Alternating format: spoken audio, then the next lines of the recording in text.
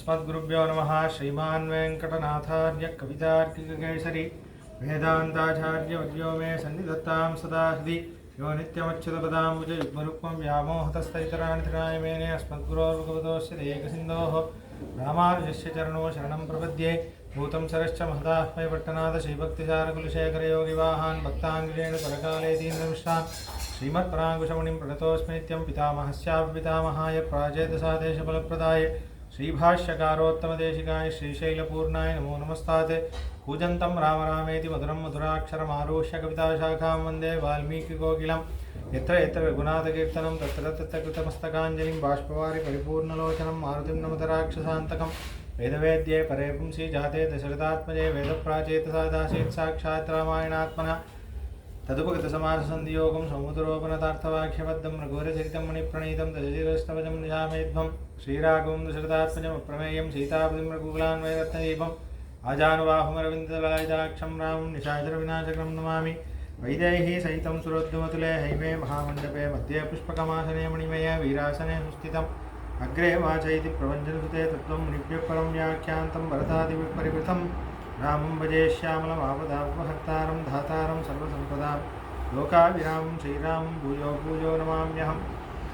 धर्मात्मा सत्यसन्धश्च रामो दाशरथिर्यदि पौरुषे च प्रतिद्वन्द्वश्चरेणं जहि रावणिं तपस्वाध्यायनरतं तपस्वी भाग्विदाम्बरं नारदं परिपपृच्छ वाल्मीकिं विपुङ्गवं जयत्याश्रितसन्त्रासध्वान्तविध्वंसनोदयः प्रभावान् सीतया देव्या परं व्यो भास्करः सन्तः श्रीरङ्गपृथ्वीश शरणत्राणशेखराः जयन्ति पूर्णत्राणपदपङ्कजरेणवः कर्पार् रामபிரானையல்லால் மற்றும் கற்பரோ கிருபாமுதலா புல்லெரும்பாதி புன்றின்றியே நற்பாலயோத்தியில் வாழும் சராசரம் முற்றமும் நற்பாலுக்கு உய்த்தனன் நான்முகனார் பெற்ற நாட்டுளே सियापति रामचंद्र की पवनसुत हनुमान की अहमात्मा न देहोस्मि विष्णुशेषो अपरिग्रहः तमेव शरणं प्राप्तः तत्कैंकर्य चिकीर्षया। నేను శరీరాన్ని కాదు జీవాత్మని పరమాత్మ శ్రీమన్నారాయణుడి దాసుడిని. జీవితంలో నేను అని సాధించుకోవడానికి ఏ అర్హత లేనివాడినైనా నేను శరణాగతి ఒక్కటే నాకు ముక్తిని ప్రసాదిస్తుంది అనే విషయాన్ని తెలుసుకొని ఒక ఆచార్యుని ఆశ్రయించి శరణాగతిని అనుష్ఠానం చేసి బతికున్నంతకాలం స్వామివారికి నచ్చినట్టే ఉండి వాడికి ఎంకరేజ్ చేస్తూ ఆనందంగా ఉంటారు. అయితే 61వ సర్గలో ఉన్నాం. అయోధ్యాకాండ.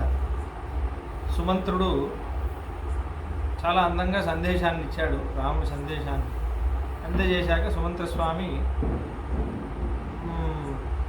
దశరథ మహారాజా యొక్క గది నుంచి బయలుదేరారు. సాంత్వన నింపేసి బయలుదేరారు. దాని తర్వాత రాత్రి కౌసల్యమ్మ దశరథ మహారాజాకి మధ్యలో ఒక సంభాషణ, చాలా అందమైన సంభాషణ. వాళ్ళిద్దరు ఒకరితో ఒకళ్ళు మాట్లాడుకునే ఒకే ఒక సన్నివేశం ఇదే శ్రీమద్ రామాయణంలో. చాలా అందమైన సంభాషణ. ఇద్దరు ఎంత ధార్మికులో చూపించే సంభాషణ. చాలా అద్భుతమైన శ్లోకాలన్నీ ఉన్నాయి. అయితే కౌసల్యమ్మ చాలా శోకంలో ఉంది. అంటే ఇప్పటి వరకు దశరథ మహారాజా ఎన్నో అంటే చెప్పింది కదా, ఎన్నో సంవత్సరాల నుంచి నా దగ్గర సరిగా ప్రవర్తించట్లేదు అని చెప్పింది ఇంతకుముందు రాముడితో. కైకేయి మీద ఇష్టం వల్ల ఎన్నో సంవత్సరాల నుంచి నా దగ్గర సరిగా ఉండట్లేదు. కాబట్టి ఇప్పుడు అదంతా సహించింది. కానీ రాముణ్ణే దూరం చేసేసరికి సహించుకోకుండా ఆ శోకం అనేది ఇప్పుడు రాజుకుంటుంది. అంటే ఆ శోక అగ్ని అది మెల్లమెల్లగా బస్ట్ అవుతుంది. బస్ట్ అయి ఇప్పుడు మాట్లాడుతుంది. చాలా అందమైన విషయం. అంటే ఒక ముఖ్యమైన విషయం గమనించాలి. కౌసల్యమ్మ ఏంటంటే ఆవిడ ఇప్పుడు దేవపూజనం, ఆవిడకే ఒక వేద పాఠశాల ఉండేది అనేది కూడా చూసాం. అయోధ్యలో ఆవిడ ఒక వేద పాఠశాల నడిపిస్తుంది. చిన్న చిన్న పిల్లలకి రాముడు దానం చేసేటప్పుడు, బయలుదేరేటప్పుడు యాత్రాదానం చేస్తుంది. అక్కడ వచ్చింది ఆ విషయం.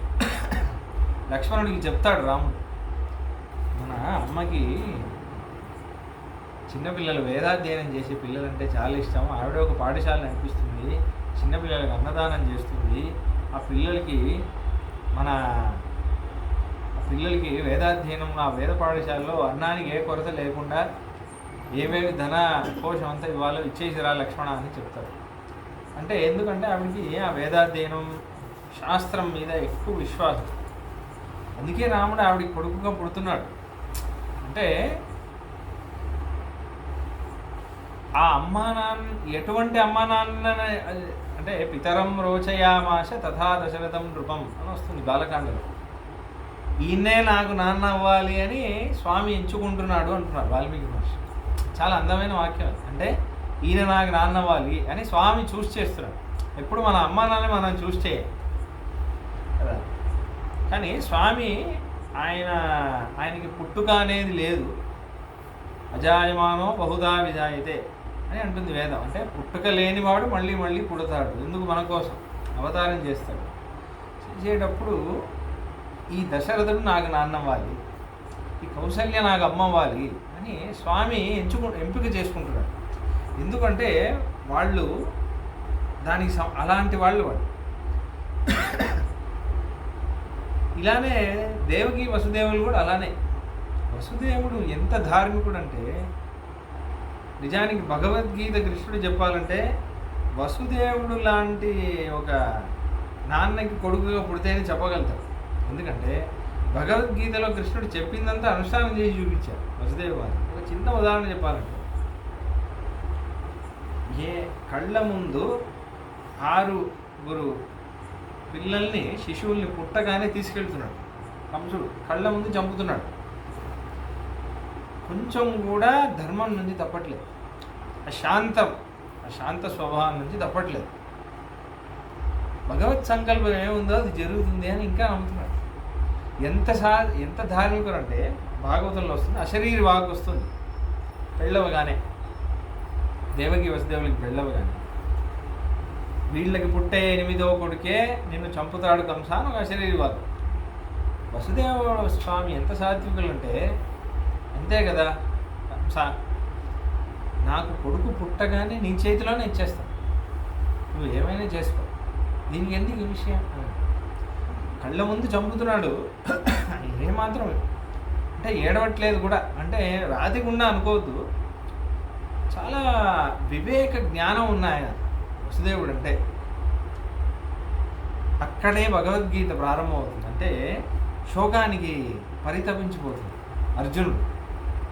అక్కడే ప్రారంభమవుతుంది కదా. ఇలా చేయాలా అలా చేయాలో తెలియట్లేదు. అంటే ఒక పూనికగా నించోట్లేదు. అక్కడ ధర్మాన్ని కర్మయోగాన్ని గుర్తు చేస్తున్నాడు ముందు. అక్కడి నుంచి జ్ఞానయోగం, అక్కడి నుంచి భక్తి యోగం అని చెప్తున్నాడు. వసుదేవుడు ఇది అనుష్ఠానం చేస్తున్నారు. అందుకే కృష్ణుడు పుడుతున్నాడు. కృష్ణుడు ఈ ఉపదేశంలో చాలా ముఖ్యమైన ఉపదేశం అనేది కర్మయోగం. ఎందుకంటే కర్మయోగం చేస్తేనే మిగతాదన్నీ వస్తుంది. భగవంతుడి మీద జ్ఞానం కానీ ఏదైనా కానీ అనుష్ఠానం చేయాలి, యాక్షన్లో రావాలి, నిత్యకర్మానుష్ఠానం చేయాలి. ఈ వేషం ఇదంతా ఎందుకంటే ఇదన్నీ ఉంటేనే, ఉదాహరణకి ఒక నామం ఉంది, భగవన్ నామం, ఇది ఉంటేనే ముందు దీనికి తగినట్టు నేను ఉండాలి అన్న స్వభావం శరీరానికి వస్తుంది. అది వస్తే ఇది ఉంది కాబట్టి నేను ఇదే తినాలి, నేను ఉంది కాబట్టి నేను ఇలాంటివే మాట్లాడాలి, ఇది ఉంది కాబట్టి నేను వీళ్ళతోనే మాట్లాడాలి, ఇది కాబట్టి ఇప్పుడే నేను తినాలి. ఇది ఒక్కటి ఉండడం వల్ల భగవంతుడు అంటే నేను ఏదైనా చేస్తే ఇది విష్ణుపాదం కదా, ఆయనకి అవమానం, నా వల్ల అందరినీ తిడతారు అని ఒక భావన వస్తుంది. ఇప్పుడు దానివల్ల ఏమవుతుందంటే అది మిమ్మల్ని రక్షిస్తుంది, మీకు తెలియకుండా అది మిమ్మల్ని రక్షిస్తుంది. అందుకే ఈ స్వరూపం అనేది చాలా ముఖ్యం. దీనికి నాకు అర్హత ఉందా లేదా అని చూడకూడదు ముందు. అందుకే వైదిక స్వరూపం అనేది చాలా ముఖ్యం. మీ సంప్రదాయంలో ముందు మీ పూర్వులు ఎలా అనుష్ఠానం చేశారో అది చేయాలి ముందు. అందుకే సంధ్యావందనం చేయాలి, అందుకే పూర్వులు అనుష్ఠానం చేసినది చేయాలి. అది కర్మయోగం చేస్తుంటే ఏమవుతుందంటే మనకి భగవంతుడి జ్ఞానం అనేది స్థిరంగా మనసులో నిల్చుంటుంది. యాక్షన్ వల్లే మనకి హృదయంలో వస్తుంది. మీరు ఊరికే ఏది చేస్తారో అదే మీకు అలవాటుగా మారుతుంది. ఇప్పుడు ఆయన ఊరికే సినిమాని చూస్తాడు అనుకోండి, ఏదో ఒక 5 నిమిషాలు మాట్లాడండి, ఏదో సినిమా నుంచి ఒక డైలాగ్ చెప్తారు. ఆయన ఏదో ఒకటి మాట్లాడండి మీరు, ఏదో ఒకటి మాట్లాడనుకోండి, నువ్వు చెప్పినట్టే ఆ సినిమాలో ఈ డైలాగ్ ఉంది అంటే. చాలామంది మా కాలేజీకి వెళ్ళే వాళ్ళు ఇలానే మాట్లాడతారు, మీరు కావాలంటే చూడండి. ఇదే రామాయణం చదివేవారు అనుకోండి, మీరు ఏదైనా చెప్పండి, ఇలాంటిదే ఒక విషయం రామాయణంలో జరిగినప్పుడు రాముడు ఇలా చేశాడు అంట. కావ్యశాస్త్ర వినోదేన కాలో గచ్చతు ధీమత అన్న శ్లోకం. వ్యసనేనతు మనుష్యానాం నిద్రయా కలహేనవా అన్న శ్లోకం. వ్యసనేనతు మూర్ఖానాం. వివేకం ఉన్నవాళ్ళు కావ్యం శాస్త్రం అవన్నీ చదివి కాలాన్ని గడుపుతారు. మూర్ఖులు ఏం చేస్తారంటే ఎక్కువ నిద్రపోతారు. టైం దొరికిందంటే సరే నిద్రపోదాం. కలహేన అంటే ఊరిలో ఉన్న విషయాలన్నీ మాట్లాడడం. ఆ ఇంట్లో ఏమైంది తెలుసా, ఈ ఇంట్లో ఏమైంది తెలుసా, అన్నీ. కొంతమందికి అన్నీ అప్డేట్ ఉంటుంది. ఎస్పెషలీ అది అంటారు ఏంటంటే, ఒకటి ఏంటి మెస్ ఒకటి, పాన్ షాప్ ఒకటి, మెడికల్ షాప్ ఒకటి అంటారు. ఒక పోలీస్ ఆయన చెప్పాడు నాకు, ఫస్ట్ ఏదైనా క్రైమ్ అయితే వాళ్ళనే అడుగుతారు, ఎందుకంటే వాళ్ళకి అన్ని విషయాలు, ఎందుకంటే వాళ్ళ జాబ్లోనే అన్నీ మాట్లాడతారు. పాన్ షాప్ ఒకటి, సెలూన్ షాప్ ఒకటి, అక్కడే అన్నీ మాట్లాడతారు. కాబట్టి వాళ్ళకే అన్నీ తెలుసు అంట, ఊర్లో జరిగేదంట. అలా వ్యసనైన లేకపోతే ఏదో ఒక అడిక్షన్ ఉంటుంది. సెల్ ఫోన్ చూడడం ఇదంతా అడిక్షనే. ఏమంటే షార్ట్స్ చూస్తున్నాను, 1 మినిట్ అలా 1 అవర్ అయిపోతుంది. తిప్పి లేకపోతే వేరే ఏదో అడిక్షన్. కొంతమందికి న్యూస్ పేపర్ చదవడం, పాలిటిక్స్, ఏదో ఒకటి వ్యసనం. కాబట్టి ఇలా అంతా ఉంటుంది. కానీ వసుదేవుడు చూడండి, వసుదేవుడు చాలా ధార్మికంగా ఉంటున్నారు. దేవకి కూడా అంతే. 6 పిల్లలు చనిపోయారంటే దైవభక్తే ఉండదు. మీరు కావాలంటే ఆలోచించండి, దేవుణ్ణే నమ్మరు. ఇంట్లో బ్యాక్ టు బ్యాక్ 2 చనిపోయారంటేనే దేవుణ్ణి నమ్మరు. ఎందుకంటే అంత కష్టం ఎవరు తట్టుకోలేరు కదా. ఏం దేవుడు నాకు ఏం చేశాడు అంటారు. సాధారణమైన విషయం అది, సామాన్యంగా అందరూ మాట్లాడేదే. అంటే కృష్ణుడు పుట్టినప్పుడు ఆవిడ అదే అంటుంది, ఇది ఎటువంటి కడుపు తెలుసా కృష్ణ, 6 చనిపోయారు ఈ కడుపులో, అటువంటి కడుపులో నువ్వు పుడుతున్నావా అని. అదే ఆవిడ అనే మాట అదే.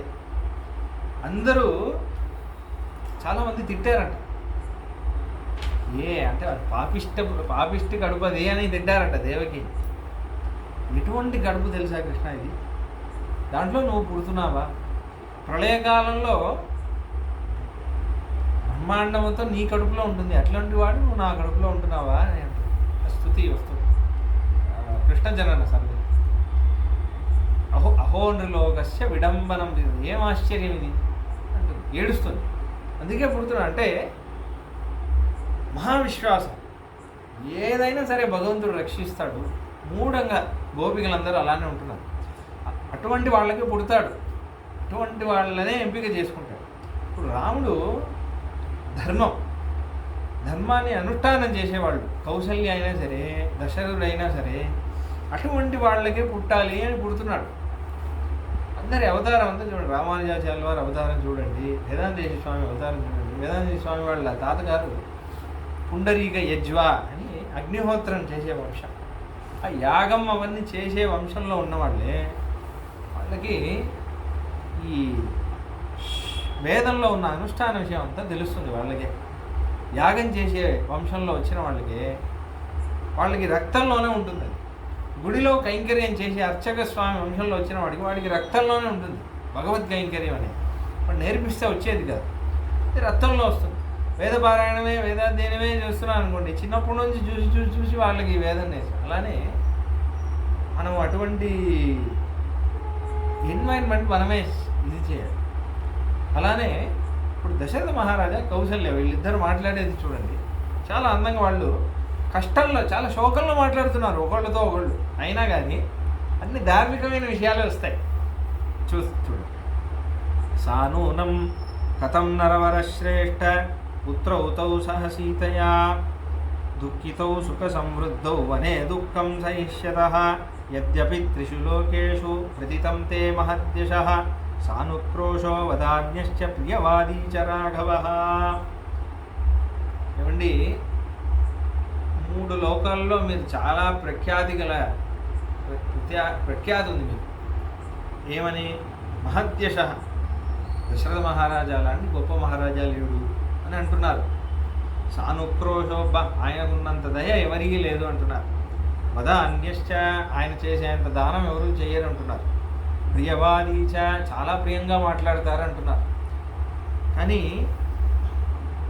అటువంటి వారైన మీరు, అటువంటి కీర్తి తెచ్చుకున్న మీరు, కథం నరవరశ్రేష్ఠ పుత్రౌతౌ సహ సీతయా, ఇంత దయ ఉన్నవాళ్ళు మీరు, ఇంత దయాళు, ఇంత పెద్ద హృదయం ఉన్నవాళ్ళు మీరు, ఇంత యశస్సు కీర్తి ధర్మం అంతా తెలిసిన వాళ్ళు మీరు, ఎందుకు ఇటువంటి తప్పు చేశారు మీ కొడుకు దగ్గర, మీ కోడల దగ్గర ఎందుకు ఇటువంటి ఒక తప్పు చేశారు అని అడుగుతుంది.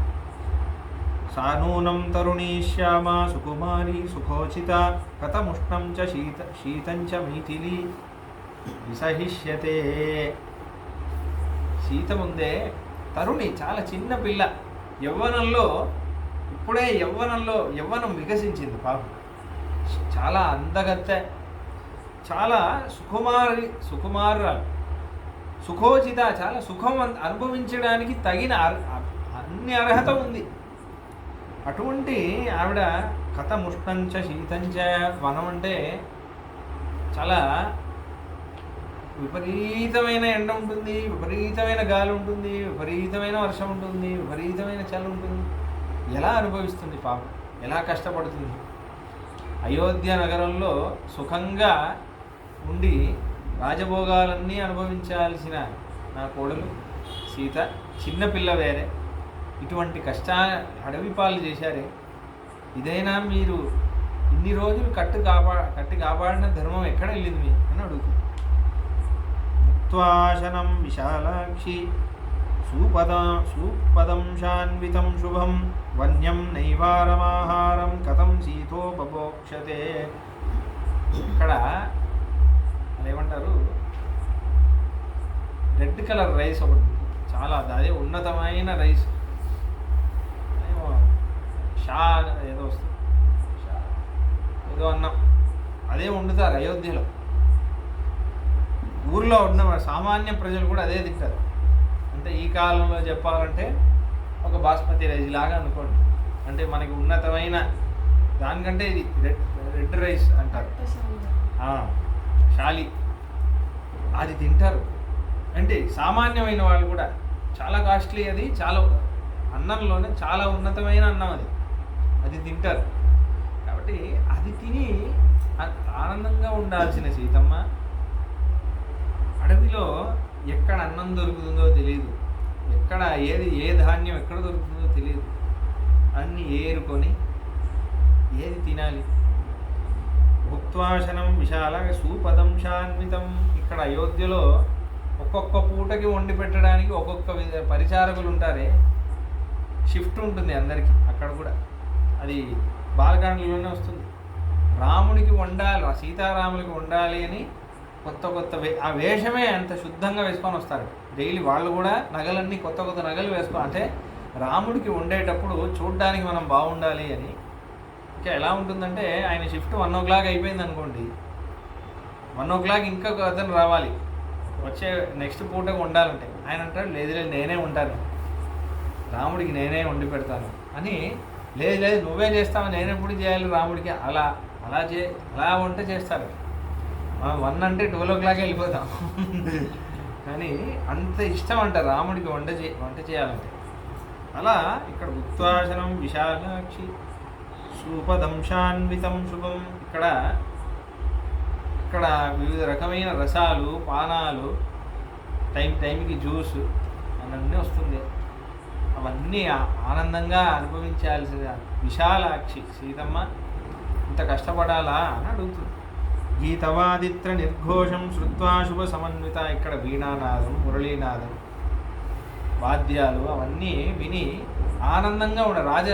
మహారాణి అంటే ఎలా ఉండాలి, వాళ్ళకి వినోదం చేయడానికి అని నృత్యం చేసేవాళ్ళు, గానం చేసేవాళ్ళు, వాళ్ళందరూ ఉంటారు కదా. అవన్నీ ఆశ్చర్యం. ఇప్పుడు అడవిలో సింహం ఇలా గర్జిస్తూ ఉంటుంది, నక్క ఇలా అరుస్తూ ఉంటుంది, ఊళ్ళ వేస్తూ ఉంటుంది. భయంకరమైన మృగాలు, పక్షాలు, ఆ భీభత్సమైన భయంకరమైన శబ్దం అంతా విని ప్రతిరోజు భయంతో గడపాలి. దాని తర్వాత మహేంద్రధ్వజ సంకాశ క్వనుషేతే మహాభుజ భుజం పరిగ సంకాశం ఉపాదాయ మహాబల పద్మవర్ణం సుకేశాంతం పద్మనిశ్వాసముత్తమం కదా ద్రక్ష్యామి రామస్య వదనం పుష్కరే క్షణం. పద్మవర్ణం, పద్మ తామర పూలాంటి రంగు గలవాడు నా రాముడు. సుకేశాంతం, అందమైన జుట్టు ఉన్నవాడు. పద్మ నిశ్వాసముత్తమం కదా ద్రక్ష్యామి రామస్య వదనం పుష్కరే క్షణం. తామర పూలాంటి కళ్ళున్న నా రాముడిని నేను మళ్ళీ ఎప్పుడు చూస్తాను. వజ్రసారమయం నూనం హృదయం మేన సంశయ. ఇంకా నేను బతికున్నానంటే, నా కొడుకు లేకుండా కూడా నేను బతికున్నానంటే, నా ఒక బండరాయి పెట్టి నా హృదయాన్ని బాధిన నా హృదయం, నాకు చావు అనేది రాదు, నా హృదయం అంత గట్టిది అనుకుంటున్నాను. యత్వయా కరుణం కర్మ వ్యపోహ్య మమ బాంధవాః నిరస్తాపరితావంతి సుఖార్హా కృపణావనే. ఇంత నిర్దయమైన ఒక కార్యం చేశారే, ఎందుకు ఇంత సుఖం, ఏం తప్పు చేశారు? అన్ని విధాలుగా సుఖం అనుభవించడానికి తగిన వాళ్ళని సుఖం నువ్వు అనుభవించొద్దు, ఏ పాపం చేయలేదు, కష్టపడి వాళ్ళకి అర్హతని వాళ్ళు తెచ్చుకున్నారు, అది నీకు ఉండకూడదు అని వాళ్ళు అన్నారంటే దానికంటే మించిన ద్రోహం ఏముంటుంది? కాబట్టి అంటుంది భోజయంతి కిల శ్రాద్ధే కేచిత్ స్వానేవ బాంధవాన్ తతః పశ్చాత్ సమీక్షంతే కృతకార్యాద్విజోత్తమాన్. అందమైన శ్లోకం అని చెప్పాను కదా, వైదికమైన ఉదాహరణలే ఇస్తుంది కౌసల్యం. మీరు ఎప్పుడు మాట్లాడే ఉదాహరణ. భోజయంతి కిల శ్రాద్ధే కేచిత్ స్వానేవ బాంధవ అని. కొంతమంది శ్రాద్ధం చేసేటప్పుడు ఎలా చేస్తారంటే, శ్రాద్ధానికి బ్రాహ్మణుల్ని పిలవాలి అని ఉంది. బ్రాహ్మణుల్ని పిలిచి వాళ్ళకి పితృస్థానంలో కనీసం 3 బ్రాహ్మణుల్ని పిలిచి వాళ్ళకి భోజనం పెట్టి శ్రాద్ధం అలానే చేయాలి అని ఉంది. వైదిక ధర్మంలో ఎప్పుడు కూడా అలానే చేస్తున్నారు. న్యాయంగా చూస్తే 6, 7 అలా కూడా అంటే విశ్వేదేవులు అని వాళ్ళు ఉంటారు. వాళ్ళే శ్రాద్ధాన్ని జరిపించడానికి వస్తారు. వాళ్ళ స్థానంలో ఒక బ్రాహ్మణుడు, పితృస్థానంలో ఒక బ్రాహ్మణుడు, శ్రాద్ధ సంరక్షకుడైన విష్ణు ఆయనకు ఒక స్థానం, అలా 3 స్థానాలు. 3 స్థానాల్లో 3 బ్రాహ్మణులు పిలిచి వాళ్ళకి ఉపచారం అంతా చేసి వాళ్ళకి భోజనం అంతా వడ్డించి దాని తర్వాత అదే శ్రాద్ధంలో హోమం తర్వాత, శ్రాద్ధంలో చాలా రకాల శ్రాద్ధాలు ఉన్నాయి. హిరణ్య శ్రాద్ధం, ఆమశ్రాద్ధం, సంకల్ప శ్రాద్ధం, పార్వణ శ్రాద్ధం అని 4 శ్రాద్ధాలు ఉన్నాయి. పార్వణ శ్రాద్ధం అంటే హోమం చేసి దాని తర్వాత భోజనం పెట్టి అదే విధివత్, అలా అదే కంప్లీట్ శ్రాద్ధం. పితృలకి హోమం చేసి అగ్నిలో వాళ్ళకి అస్మత్ పిత్రే స్వాహ అని పితృదేవతలకి, మన నాన్నకి మన తాతకి మనం హోమం చేసేసి దాని తర్వాత ఆ హోమ యజ్ఞశేషాన్ని యజ్ఞంలో హవిస్సుగా వేయగా మిగిలిన అన్నాన్ని వాళ్ళకు వడ్డించడం పార్వణ శ్రాద్ధం అంటారు. హోమం చేయడం వీలు కాకపోతే అట్లీస్ట్ భోజనమైనా పెట్టడం, దాన్ని సంకల్ప శ్రాద్ధం అంటారు. భోజనం పెట్టడానికి కూడా వీలు కాకపోతే ఆ భోజనానికి కావాల్సిన ఏమేమి కూరగాయలన్నీ ఉన్నాయో అవైనా కొనివ్వడం, శక్తి లేకపోతే దాన్ని ఆమశ్రాద్ధం అంటారు. ఈ శ్రాద్ధం చేయడానికి కూడా శక్తి లేనప్పుడు శ్రాద్ధానికి ఎంత ఖర్చు అవుతుందో దానికి 4 రెట్లు ధనం ఇవ్వడం, దాన్ని హిరణ్య శ్రాద్ధం అంటారు. హిరణ్య శ్రాద్ధం అంటే 100 రూపాయలు ఇచ్చేసి హిరణ్య శ్రాద్ధం అయిపోయింది అనుకోకూడదు. 4 రెట్లు ఇవ్వాలి. శ్రాద్ధానికి 10,000 అవుతుందంటే 40,000 ఇస్తేనే శ్రాద్ధం, అదే హిరణ్య శ్రాద్ధం. అది కూడా అవ్వట్లేదు అంటే చాలా బీదగా ఉన్నాడు ఒకడు, రూపాయి లేదు పాపం. ఏం చేయమంటున్నారంటే ఒక మర్రి చెట్టు దగ్గర వెళ్ళి, ఒక చెట్టు దగ్గర వెళ్ళి, ఒక నది దగ్గర వెళ్ళి ఆకాశం వైపు చూసి ఏడవమంటున్నారు పితృల్ని చూసి. అయ్యో నేను మీకు శ్రాద్ధం చేయలేకపోతున్నానే అని మనసారా ఏడిస్తే ఆ కన్నీళ్లు తీసుకుంటారు అన్నమాట. అది కూడా శ్రాద్ధంగా. అన్ని డబ్బులన్నీ ఉండి ఇలాంటివి చేయకూడదు. మన శక్తి వీలైనంత వరకు పార్వణ హోమం చేయాలి.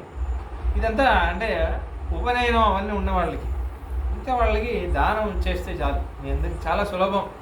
ఎందుకు మాకు లేదు అనుకోవద్దు, దీంట్లోనే ఎక్కువ అపరాధాలు వస్తాయి. మీకు దానం అని కృష్ణుడు ఇచ్చినప్పుడు చాలా ఆనందించారు. ఎంత సులభంగా అయిపోతుంది. ఎందుకంటే కలియుగంలో చాలా కష్టం ఇది. శ్రాద్ధం అని చెప్తాం కానీ బ్రాహ్మణులకు ఎలా అంటే వీళ్ళ అనుష్ఠానం వల్ల వీళ్ళు వాళ్ళని ఉన్నంత లోకానికి పంపించారు. వీళ్ళు సరిగ్గా చేయకపోతే ఆయన కింద పడతాడని. ఏకాదశి రోజు ఒకడు ఉల్లిపాయ తిన్నాడంటే బ్రాహ్మణుడు స్వర్గానికి వాళ్ళ నాన్న వెళ్ళాలంటే వాడిని వీడు లాగుతాడు అని, కిందికి లాగుతాడు అని. ఆయన తపస్సు చేసి స్వర్గానికి వెళ్ళినవాడు ఏకాదశి రోజు వీడు ఉల్లిపాయ తిన్నాడంటే వాడు వాళ్ళ నాన్న స్వర్గంలో ఉంటే వీడు లాగేస్తాడు కిందికి అని. అలా ఈయన కష్టపడి చేయాలి. అది పితృలోకంలో వాళ్ళు ఉంటారు. ఈయన అనుష్ఠానంతో ఈయన పంపించారు. వీళ్ళ చాలా ఉంది. అయితే భోజయంతి కిల శ్రాద్ధే కేచిత్ స్వానేవ బాంధవ, దాంట్లో మంచి బ్రాహ్మణులు వెతకాలి అని దానం ఇచ్చేటప్పుడు శ్రోత్రియాయ కులీనాయ వినీతాయ తపస్వినే మృతస్థాయ దరిద్రాయ హృదయం శక్తిపూర్వకం అని మత్స్యపురాణం. శ్రోత్రియుడిగా ఉండాలి అంటే చూసుకోవాలి ముందు వేదాధ్యయనం, కొంచెమైనా వేదాధ్యయనం చేశాడా అని చూసుకోవాలి. అది ఫస్ట్. కులీనాయ మంచి వంశంలో ఉన్నాడా, వాళ్ళ వంశం మంచిదేనా అని చూసుకోవాలి. వినీతాయ దానికి తగిన గుణాలన్నీ ఉన్నాయా, వినయంగా ఉంటున్నాడా లేకపోతే అశాస్త్రీయంగా మాట్లాడుతున్నాడా, అట్లాంటి నాలుగు చూసుకోవాలి. తపస్వినే వేదాధ్యయనం చేసుకున్నాడు కానీ ఏ జపం లేదు సంధ్యావందనం లేదు అటువంటి వాడిగా ఉన్నాడా లేదా అని, తపస్సు కొంచెమైనా ఉందా, ఏదైనా పారాయణ ఏదైనా చేస్తాడా అని చూసుకోవాలి. అందులో వ్రతస్థాయ తీవ్రమైన వ్రతాలన్నీ చేస్తాడా, శ్రాద్ధం అనేది ఒక వ్రతం. 9 o'clock నాకు కాఫీ లేకపోతే అవదండి అంటున్నాడా, అంటున్నాడా. వ్రతస్థాయ దాని తర్వాత నిజంగా బీదవాడై ఉంటున్నాడా అని చూసుకోవాలి. అంటే దీంట్లో ముందు శ్రోత్రియుడు కాలేదనుకోండి, ఇవి మిగతా 5 అయినా ఉంటా చూసుకోవాలి. కులీనాయ కాకపోతే మిగతా 4 అయినా అలా చూసుకోవాలి. లాస్ట్లో చాలా బీదవాడుగా ఉన్నా ఎవ్వరూ దొరకలేదు, సరే ఒక బీద బ్రాహ్మణుడు సరే వాడు దొరికితే బ్రాహ్మణుడు అయితే చాలు. అది లాస్ట్ కేసు. మనకి ఎవరు దొరకట్లేదు ఊర్లో, మనమే సరిగ్గా వెతకకుండా శ్రద్ధ లేకుండా సరే శాస్త్రం చెప్పేసింది కదా ఇలా విశేష ధర్మం అలా చెప్పేసింది కదా అని కాకుండా ప్రయత్నం చేయాలి. అయితే ఇవన్నీ ఎందుకు చెప్తున్నా అంటే కౌశల్యం ఒక మాట అంటుంది, శ్రాద్ధం చాలా శ్రద్ధతో చేయాలి, అందుకే దానికి శ్రాద్ధం అని పేరు. కానీ కొంతమంది ఏం చేస్తారంటే ఆ ధనం కూడా బయట బ్రాహ్మణులకి ఎందుకు ఇవ్వాలి, మన ఇంట్లో వాళ్ళకే ఇచ్చేయచ్చు కదా అని వాళ్ళ చుట్టరికంలోనే వాళ్ళనే పిలిచేసుకొని వాడికి అర్హత ఉందా లేదా ఏమీ చూడకుండా అల్లుడవుతాడు అదవుతాడు ఇదవుతాడని వాళ్ళని నిమంత్రణం చేసి వాళ్ళకి భోజనం పెట్టేసి, వాళ్ళకి భోజనం పెట్టాక మంచి వేద పండితులను పిలిచి ఏమండి మా ఇంట్లో ఇవాళ శ్రాద్ధం ఉంది అది తినండి అంటారు. అలా వాళ్ళు అటువంటి వాళ్ళు వచ్చి శ్రాద్ధం తిన్నాక మంచి జ్ఞానం ఉన్న వేద పండితులు వీళ్ళు తినగా మిగిలిన అన్నాన్ని వాళ్ళు తింటారా? అలానే భరతుడు అనుభవించిన రాజ్యం నా రాముడు అనుభవిస్తాడా అని. ఎంత సులభమైన విషయం కానీ అది ఆవిడ చింతనే అలా ఉంటుంది. చాలా అందమైన విషయం ఇది. అంటే ఎవరి శ్రాద్ధానికి వెళ్ళొచ్చు అనేది కూడా ఒక ప్రశ్న చాలామంది అడుగుతారు. ఇది అందుకే చెప్తున్నా. శ్రాద్ధంలో ఇప్పుడు స్వాముల్ని పిలుస్తారు కదా, దాంట్లో విశ్వేదేవులని యాక్చువల్లీ ఇద్దరిని పిలవాలి. విశ్వేభ్యో దేవేభ్యో అని ఇద్దరు ఉంటారు. వాళ్ళు యాక్చువల్లీ 8 మంది. శుభకార్యంలో నాంది శ్రాద్ధం అని అవుతుంది, దానికి 2 వస్తారు. మహాలయంలో వేరే 2 వస్తారు. నార్మల్ శ్రాద్ధంలో వేరే 2 వస్తారు. దాని తర్వాత అపర కార్యం అంతా ఉంటుంది కదా 13 రోజులు, దానికి వేరే 2 వస్తారు. వాళ్ళు 8 మంది. ఈ మహాలయంలో వచ్చే వాళ్ళని దురురుచి సమ్యక అని 2 అలా ఉన్నారు 8 మంది. అందుకే 2 లేకపోతే ఒకళ్ళైనా పెట్టచ్చు. పితృల్లో కూడా 3 పితామహ ప్రపితామహ అని 3 పెట్టాలి, లేకపోతే ఒకడినైనా పెట్టచ్చు. దాని తర్వాత విష్ణువు ఒకడు. దాని తర్వాత శ్రాద్ధం చేస్తున్నారు, సడన్గా ఒక బ్రాహ్మణుడు వచ్చాడు అనుకోండి ఇంటికి, అభ్యాగత విష్ణువు అని అంటారు ఆయన. అప్పటికప్పుడు వచ్చిన విష్ణువు అని ఆయనకు అప్పటికప్పుడు ఆయన కాళ్ళు కడిగి అప్పటికప్పుడు ఆయన విష్ణువుగా ఆల్రెడీ ఒక విష్ణువు ఉన్నా ఆయనకు ఒక విష్ణువులాగా మళ్ళీ ఆయనకి ఉపచారం అంతా చేసి అన్నం పెట్టచ్చు. అది చాలా అభ్యాగత విష్ణువు అంటారు. ఎప్పుడు ఇలా చేసేవాళ్ళు శ్రాద్ధం. ఒక 20 సంవత్సరాల ముందు కూడా ఇలా చేసేవాళ్ళు శ్రాద్ధం. శ్రాద్ధం అనేది అదొక ధర్మం, అది మనం కాపాడాలి. ముఖ్యంగా బ్రాహ్మణులు కొంతమంది దానం తీసుకోవడానికి కూడా భయపడుతున్నారు. దానం తీసుకోవాలి, ఎందుకంటే వేరే వాళ్ళకి బాగా అనుష్ఠానం లేదు. వీళ్ళకి గాయత్రి జపం అది ఇది ఉంది. వీళ్ళు ఆ దానం తీసుకుంటేనే మిగతా వాళ్ళకి పాపం పోతుంది. కాబట్టి అది ఒక పెద్ద సమాజ సేవ. అది వీళ్ళు దానం తీసుకొని వీళ్ళు గాయత్రి జపం చేశారనుకోండి, వాళ్ళకి పాపం పోతుంది. ఆ పాపాన్ని వీళ్ళు జపంతో దహించేస్తారు. అందుకే వీళ్ళకి చెప్పేటప్పుడు ఆరే చెప్పారు బ్రాహ్మణులకి, యజనం యాజనం, వీడు యాగం చేయాలి, యాగం చేసి పెట్టాలి. అధ్యాపకం అధ్యయనం అధ్యాపనం, వీడు అధ్యయనం చేయాలి వేదాన్ని, మిగతా వాళ్ళకి వేదంలో ఉన్నది చెప్పాలి. ఇది శాస్త్రం ఇలా ఉంది అలా ఉంది ఉపదేశం చేయాలి. దాని తర్వాత దానం ప్రతిగ్రహణం, వీడు దానం చేయాలి, దానం తీసుకోవాలి. ఇది ఆరే బ్రాహ్మణుడు. భయపడద్దు అసలు. మీరు సంధ్యావందనం చేస్తే గాయత్రి సరిగ్గా చేస్తే 8 అష్టకృత్వ పృథివీ మది చేయతి అంటున్నారు గోపిల మహర్షి. 8 గాయత్రి చేశాడంటే మొత్తం భూలోకమే దానం తీసుకునే శక్తి వస్తుంది వాడికి. జస్ట్ 8 గాయత్రి చేశాడంట. మరి ఒక్కొక్క పూటకి 108 చేస్తే, కాబట్టి వాడు అందుకే బ్రాహ్మణులకి దానం ఇవ్వమని చెప్పారు. అయితే దీంట్లో ఏంటంటే విషయం, ఒక చిన్న ఉదాహరణ చెప్తాను. నిజంగా జరిగి నావల్పాకం మన ఒక మన సంప్రదాయంలో చాలా గొప్ప గొప్ప బ్రాహ్మణులు మన సంప్రదాయంలో వైదిక అగ్రహారం ఉంది. అలా ఒక్కొక్క సంప్రదాయంలో కొన్ని అగ్రహారాలు ఉన్నాయి. ఇప్పుడు ఉదాహరణకి ఈ తూర్పుగోదావరి అటు సైడు చాలా మంచి మంచి వైదికులు ఉండేవారు. అలానే మధ్వ సంప్రదాయం తీసుకున్నారనుకోండి, మల్కేడ్ అని ఒక చోట ఉంది, మీరు వినుంటారు. అసలు ఆచారం అంటే అక్కడ అలా ఉంటుంది. అలానే మన సంప్రదాయం నావల్పాకం, కిడాంబి, పొత్తిమంగళం ఇలా కొన్ని అగ్రహాలు ఉన్నాయి. పౌండరీకపురం ఇలా కొన్ని అగ్రహాలు. మంచి మంచి శ్రోత్రియులు, ప్రతి ఇంట్లో వేదాధ్యయనమే వినిపిస్తుంది. అటువంటి ఒక అగ్రహారం. అయితే అక్కడ అయ్యాస్వామి స్వామి ఉండేవారు. దేవనాథ తాతాచార్య మహాదేశికం, చాలా గొప్ప విద్వాన్ ఆయన. ఆయన అనుష్ఠానం ఏంటి, ఆయన ఇదేంటి, అటువంటి ఒక స్వామి చూడలేదు. చాలా గొప్ప మహావిద్వాన్ ఆయన. అయితే పక్క ఊరు నుంచి ఒక ఆయన వచ్చి ఆ ఊరిలో నావల్పాకంలో వచ్చి, ఏమండి వచ్చే నెల మా ఇంట్లో శ్రాద్ధం ఉంది, మీరు తప్పకుండా ఒక స్వామిగా రావాలి అని విన్నపించుకొని వెళ్ళారు ఒక బ్రాహ్మణుడి దగ్గర. అయ్యో అండి తప్పకుండా వస్తాను అని చెప్పారట ఆయన. చెప్తే పక్కింటి ఆయన చెప్పారంట, వాళ్ళ ఇంటికి ఎందుకు వెళ్తున్నారు, వాళ్ళ ఇంట్లో పెద్ద ఆచారం ఉండదు, అంత ఆచారంగా ఉండదు వాళ్ళకి, మనకి సెట్ కాదు అని చెప్తే ఆయన శ్రాద్ధం రోజు వచ్చారట. ఎవరైతే పిలిచాడో కర్త, ఎంతసేపటికి రావట్లేదని ఊరిని వెతుక్కుంటూ వచ్చారు. వెతుక్కుంటూ వస్తే, ఏమండి వాళ్ళు శ్రాద్ధం ఉంది మా ఇంట్లో, మీరు రాలేదేంటండి అని చెప్తే, అయ్యో ఆయన గుర్తున్నా కూడా అయ్యో అంటే పక్కింటి ఆయన చెప్పాడు కదా అంత ఆచారంగా ఉండదు అని. అంటే ఆయన ఏమనుకున్నాడంటే నేను రాను అని కూడా చెప్పలేను, సరే వస్తే నా అనుష్ఠానం పాడవుతుందేమో అని ఆయన అనుకొని, అయ్యో నాకు తెలియదండి నేను భోజనం చేసేసాను అనేసారు. ఇప్పుడు ఈయన బాధపడుతున్నారు.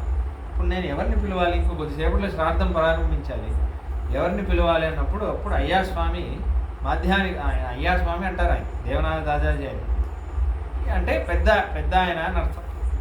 చాలా వృద్ధ దశలో ఉన్నారు అప్పుడే, 70-75. నేను ఈ వృత్తాంతం ఎంతమందికి చెప్పానో, నా మిత్రులు చాలామందికి చెప్పాను, ఎందుకంటే శ్రాద్ధం యొక్క గొప్పతనం కోసం. అయితే అయ్యాస్వామి అప్పుడే వాళ్ళ ఇంట్లో బయట బాగుంటుంది, బావి దగ్గర ఆయన అనుష్ఠానం చేసుకుంటూ మాధ్యాహ్నిక స్నానం చేస్తూ, ఇప్పుడు మాధ్యాహ్నిక స్నానం చేయడానికి బయటకు వచ్చారు. నేను చూస్తున్నారు ఆ పాపం ఆయన తల్లడిల్లిపోయి ఇలా తిరుగుతున్నారు, ఎవరిని పిలవాలి ఇప్పుడు నేను అని. ఏమైందిరా అని అడిగారు ఇంటి నుంచి, వాళ్ళ గుమ్మం నుంచి. ఆయన ముందు వచ్చి దండం సమర్పించి, అయ్యాస్వామి ఉన్నారంటే దండం సమర్పించి, ఇలా అయింది, ఆయన తెలియక భోజనం చేసేసారంటున్నారు, నేను ఎవరి కోసం వెతుకుతున్నానంటే, సరే అన్నీ సిద్ధం చేయ నేను వస్తున్నాను. ఆయన వెళ్ళి మాధ్యాహ్నిక స్నానం చేసి ఆయన అనుష్ఠానం అంతా చేసుకొని ఆయన నడుచుకుంటూ వెళ్ళి శ్రాద్ధంలో చేసేసి వచ్చారు. దాని తర్వాత ఈయన అడిగారట, ఎవరైతే రానన్నారో ఆయనకి తెలిసింది. అయ్యో అయ్యాస్వామి వెళ్ళాను, స్వామి మేమే ఆచారం తక్కువ అని వెళ్ళలేదు. మీరేంటి మీరు ఇంత మహా నిపుణులు, మాకు అందరికీ ఆచార్యులు కాదు కదా మీరు ఎలా వెళ్ళారంటే, అదే శ్రాద్ధం జరిపించడం బ్రాహ్మణుడి ధర్మం రా, అక్కడ ఆచారం అంతా చూడకూడదు. శ్రాద్ధం జరిపించడం అనేది బ్రాహ్మణుడి ధర్మం కాబట్టి అదే ముఖ్యం. అనుష్ఠానం ఆచారం కంటే అదే ముఖ్యం, అది ఒక పెద్ద కైంకర్యం అని అన్నారు. వైష్ణవులకి చాలా ముఖ్యం. అంటే వైష్ణవుల్లో శ్రాద్ధం కూడా భగవద్ ఆరాధన. అంటే మన సంప్రదాయంలో, రామానుజ సంప్రదాయంలో శ్రాద్ధం అనేది వేరే కోణంలో చూస్తారు. ఉదాహరణ చెప్పాలంటే దీనికే అయిపోతుంది. ఎందుకంటే శ్రాద్ధ విషయాలు అంటే ఇది ఆ విషయం వచ్చిందంటే భగవత్ సంకల్పం. మనం ఇక్కడ కూర్చున్నామంటే ఏం మాట్లాడతామో ఆయనకే తెలుసు. శ్రాద్ధంలో మన సంప్రదాయం అనేది శరణాగతి సంప్రదాయం. మనకి ముక్తి నిశ్చయం, ఆచార్య అనుగ్రహం వల్ల ముక్తి ఆల్రెడీ వచ్చేసింది కదా, పరిణ్యాసం అయిపోగానే ముక్తి. అయితే ఇప్పుడు మన తరచూ అడిగే ప్రశ్న ఏంటంటే, మనం దేహావసానే ముక్తి స్యాత్, ఇదే మన సంప్రదాయం. శరీరం విడిచిపెట్టగానే భగవంతుడు తీసుకెళ్ళిపోతాడు, ముక్తులమే ఇక. మరి మనం పితృవులుగా ఉండం కదా, మన పూర్వీకులు అందరూ పితృవులుగా ఉండరు. మరి శ్రాద్ధం అంతా ఎందుకు చేయాలి? వాళ్ళు ముక్త దశలో ఉంటారు కదా, భగవంతుడు వైకుంఠంలో ఉంటారు కదా, మరి శ్రాద్ధం ఎందుకు చేయాలి? వాళ్ళు ఏమి ఎదురు చూస్తూ ఉండరు, వీడు నాకు అమావాస్య రోజు తర్పణం చేయాలి, వీడు నాకు శ్రాద్ధం చేయాలి అని ఎదురు చూస్తూ ఉండరే. వాళ్ళు ముక్త దశలో ఆనందంగా భగవద్ అనుభవంలో ఉంటారు. వేరే వాళ్ళు అంటే సరే, వాళ్ళు పితృలోకానికి వెళ్తారు, శాస్త్రపరంగా బ్రాహ్మణుడు ఇది చేశాడంటే వాడు ఇది. కానీ మన వాళ్ళు ముక్తులు అవుతారు అంటున్నాం కదా, డైరెక్ట్ ముక్త దశలో వెళ్తారు. అప్పుడు చేయాలా వద్దా? వాళ్ళు ఎదురు చూస్తుంటూ ఉండరు కదా, అప్పుడు చేయాలా వద్దా అని ఒక ప్రశ్న. వేదాంత చేసిన చాలా అందంగా, చాలా డీటెయిల్గా చెప్తున్నారు. దాంట్లో ఒక విషయం ఏమంటున్నారంటే, ఇది విహిత కర్మ, అంటే ఇది చేయాల్సిందే అని ఉంది వేదం. దేవపితృకార్యాభ్యాం న ప్రమదితవ్యం అని వేదవాక్యం. దేవపితృకార్యాలని వదలకూడదు, అది శాసనం. అది వేదం చెప్పిందంటే శాసనం, అంతే, లా అది. కాబట్టి పితృకార్యం నువ్వు వదలకూడదు అని అనేసింది కదా, చేయాల్సింది. మరి వాళ్ళు ఎదురు చూడరు కదా అంటే అది భగవత్ కైంకర్యం. వేదవ్యాస స్వామి ఒక విషయం చెప్తున్నారు మహాభారతంలో. ఆ విషయం వేదాంత స్వామి కోట్ చేసి చూపిస్తారు. ఏ యజంతి పితॄన్ దేవాన్ బ్రాహ్మణాన్ సహుతాశనాన్ సర్వభూతాంతరాత్మానం విష్ణుమేవ యజంతితే అన్న విషయం. వాడు ఇంట్లో డైలీ అగ్నిహోత్రం చేస్తున్నాడు, ఉపాసన 3 అగ్నిలు పెట్టుకొని అగ్నిహోత్రం చేస్తున్నాడు. లేక ఒకడు బ్రాహ్మణ పూజనం చేస్తున్నాడు, బ్రాహ్మణులు వచ్చిన బ్రాహ్మణులందరికీ పూజ చేస్తాడు. ఒక ఆయన పితృ పూజనం అంతా చేస్తాడు, శ్రాద్ధం అది ఇది అన్నీ చేస్తాడు. వేదవ్యాస స్వామి అంటున్నారు, నువ్వు అగ్నికి పూజ చేయి, అగ్ని హోమాలు చేయి, అగ్నిహోత్రం చేయి, పితృపూజనం చేయి, బ్రాహ్మణ పూజనం చేయి, కానీ నువ్వు చేసేది ఏంటంటే సర్వభూతాంతరాత్మానం, అందరిలో అంతర్యామిగా ఉన్న విష్ణుమేవ యజంతిదే, నువ్వు విష్ణువుకే ఆరాధన చేస్తున్నావు అని అంటున్నావు. నువ్వు ఏమైనా చెయ్యి, అగ్ని చేస్తున్నావు, అగ్ని లోపల విష్ణువు ఉన్నాడు. పితృవులకు చేస్తున్నావు, పితృవుల లోపల విష్ణువు ఉన్నాడు. బ్రాహ్మణుల లోపల విష్ణువు ఉన్నాడు. కాబట్టి విష్ణువుకే నువ్వు ఆరాధన చేస్తున్నావు అని అన్నారు కదా. వేదాంత స్వామి అంటున్నారు, ఇది ఒక ఆరాధన. ఇంట్లో నువ్వు శాలిగ్రామానికి ఆరాధన చేసేటప్పుడు శ్రాద్ధం కూడా ఒక ఆరాధనగా చేయంటే, భగవంతుడు శ్రాద్ధంలో శాస్త్రంలో ఇలా చేయాలి అని విధించాడు కాబట్టి, వాడికి నచ్చింది చేయడం నా కర్తవ్యం కాబట్టి, నేను వాడి దాసుడిని కాబట్టి, వాడికి నచ్చిందే నేను చేయాలి కాబట్టి నేను శ్రాద్ధం చేస్తాను, అంతే విషయం. మరి అది నా పితృవులకి వెళుతుందా అంటే, వాళ్ళు ఇప్పుడు పితృలోకంలో ఏమవుతుంది, మనం శ్రాద్ధం చేస్తే, ఇప్పుడు మీరు హవిస్సు సమర్పించారనుకోండి, అది వాళ్ళకి ఇదే ఇవ్వరు, వాళ్ళకి ఎలా ఇవ్వాలో అలా ఇస్తారు. అదే ఉంది. అంటే ఇప్పుడు ఒక మనీ ఆర్డర్ లాగా, ఇప్పుడు మీరు మనీ ఆర్డర్లో మీ పిల్లవాడు ఎవడో వేరే దేశంలో ఉన్నాడు, మీరు వెస్టర్న్ యూనియన్ మనీ ట్రాన్స్ఫర్లో మనీ ఇచ్చారు, మీరు ఇచ్చిన అదే నోట్ ఇస్తాడేంటి వాడు ఇక్కడ వచ్చిందని చెప్పి వాడు వేరే నోటే ఇస్తాడు. అక్కడ డాలర్స్ ఉంటే డాలర్స్లో ఇస్తాడు. అలానే మీరు శ్రాద్ధంలో అస్మత్పిత్రే స్వాహ అని వేస్తే ఇదే అన్నం అక్కడ ఇవ్వరు. అక్కడ పితృలోకంలో వాళ్ళు ఏం చేస్తారంటే, సరే వీడు ఒకడు ఇచ్చాడు, సరే దానికి మనం అక్కడ ఏమిద్దాం ఇస్తాం. సపోజ్ ఈ నాన్న వేరే జన్మ తీసుకొని ఆవుగా పుట్టాడు అనుకోండి, ఆవుకి గడ్డి కాబట్టి గడ్డి ఇస్తారు. ఆ రోజు ఎక్కువ గడ్డి దొరికేలాగా దేవతలు ఏర్పాటు చేస్తారు. అలా జరుగుతుంది. కాబట్టి అలానే ఇక్కడ వీళ్ళు శ్రాద్ధం చేసుకున్నారనుకోండి, అప్పుడు ఏం చేస్తారంటే, మన పితృవులుగా ఉంటారు కదా ఆయన ఒక మాల వేస్తారు. మాల ఏదో వాళ్ళు సంతోషపడతారట. నేను భూలోకంలో ఉన్నప్పుడు, ముక్తుడిగా కాకముందు బద్ధజీవిగా ఉన్నప్పుడు నా వంశంలో వచ్చిన వాడు ఇప్పుడు భగవద్కైంకర్యంగా శ్రాద్ధం చేస్తున్నాడా, వాడు బాగుండని దీవిస్తారు. ఆ జీవాత్మ బాగుండని అని వాళ్ళు దీవిస్తారు. అంటే ఇది కూడా భగవద్కైంకర్యం అంటున్నారు. అంటే అలా చెప్పారట అయ్యాస్వామి. ఇప్పుడు కథ లోపల ఒక కథలో పురాణం అంతా ఇలానే వస్తుంది. అయ్యాస్వామి అలా చెప్పారు. అంటే శ్రాద్ధం అనేది అంత ముఖ్యం. అలా శ్రాద్ధం జరిపించడం బ్రాహ్మణుడి కర్తవ్యం. అటువంటి బ్రాహ్మణుల్ని పిలవాలి. అయితే ఇక్కడ అంటుంది కౌసల్యమ్మ, చాలామంది చుట్టరికంలో పిలిచేసి వాళ్ళకి అర్హత ఉందా లేదా చూడకుండా శ్రాద్ధంలో నాకు బాబు వరుస అవ్వాలి, నాకు అల్లుడు వరుస అవ్వాలి అని అలా పిలిచేసి చేసేస్తారు. కానీ శ్రాద్ధం ఎటువంటి ఎవరెవరి ఇంట్లో శ్రాద్ధానికి వెళ్ళొచ్చు, ఎవరి శ్రాద్ధమైనా తినొచ్చా అన్న విషయం చాలామందికి సంశయం. కొంతమంది అడుగుతూ ఉంటారు. చాలామంది అంటే మీ వెళ్ళేటప్పుడు ఒక వచనం వస్తుంది, ఈ కర్త అనేవాడు అడగాలి, మీ అన్నం మీరు తినగా అన్నం మిగిలిపోయి అంటే యాక్చువల్లీ వీళ్ళకి ఉపవాసమే. శ్రాద్ధం రోజు కర్త మొత్తం ఉపవాసమే, మొత్తం ఆ రోజు ఉపవాసమే ఉండాలి. వీడికి అన్నం గురించి ఇంత ఉండకూడదు. ఇప్పుడు మీరు తినగా అన్నం మిగిలిపోయిందే, శేషస్య ఏం చేయాలి, కిం కర్తవ్యం కిం క్రియత అని అడుగుతారు. వాళ్ళు ఒక జవాబు చెప్పేసి వెళ్ళాలి. ఇష్టై సహ పూజ్యత అని అంటారు. విన్నారా? చెప్పేసి వెళ్ళాలి. ఇష్టై సహ పూజ్యత, నీకు ఎవరెవరు ఇష్టమో వాళ్ళతో కలిసి భోజనం చేయి అని అంటారు. అంటే వాళ్ళు ప్రసాదం కదా, యజ్ఞప్రసాదం. వాళ్ళు తినగా మిగిలింది శేషం, పితృశేషం అంటారు దాన్ని. అందుకే ఇష్టై సహ పూజ్యత అంటున్నారు. అందుకే అది వాళ్ళ కోసమే ఉండింది. వండినది వాళ్ళ కోసమే ఉండాలి. దాంట్లో మిగిలింది మనం తినాలి. ముందే ఓహో శ్రాద్ధంలో ఈ భక్షణాలన్నీ చేయాలి కాబట్టి సరే వండేది వండుతున్నాం, ఒక 10 రోజులు మనకి భక్షణాలు వస్తుంది అని అన్నీ వండేది 10 రోజులు 50 గారెలు 50 బూరెలు అవన్నీ చేయకూడదు. ఆ పూటకి ఎంత సరిపోతుందో అంతే చేయాలి. చాలామంది నాన్నగారు కూడా వైదిక శ్రాద్ధానికి అప్పుడప్పుడు వండడానికి పిలిచేవారు. ఎందుకంటే చాలా వైదికంగా చేయాలి కాబట్టి కొంచెం సెలెక్టెడ్ ఇంట్లోకి వెళ్ళేవారు.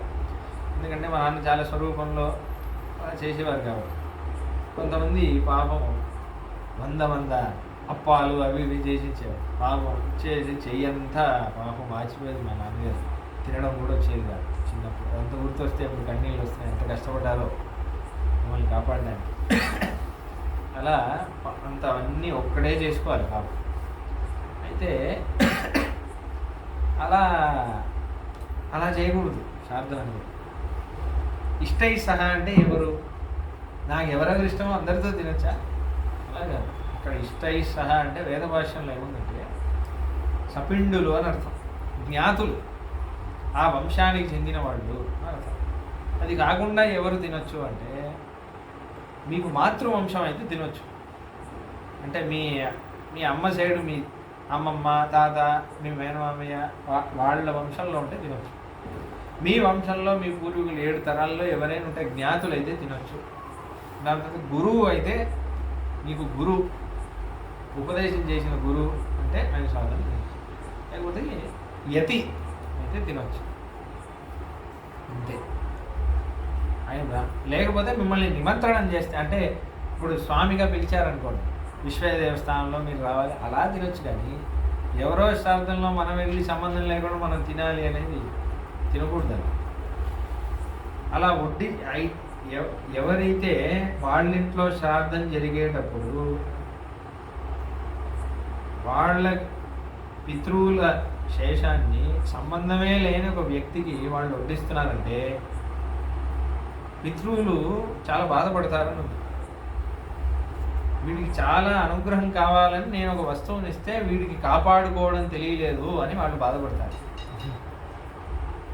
వీడు భాగ్యాన్ని వీడు కోల్పోతున్నాడు అని బాధపడతారా. వీడికి అనుగ్రహం రావాలని నేను ఒక విషయం, ఇప్పుడు మీరు చాలా ఇష్టంగా మీ పిల్లోడికి ఒక ఫోన్ కొనిచ్చారు.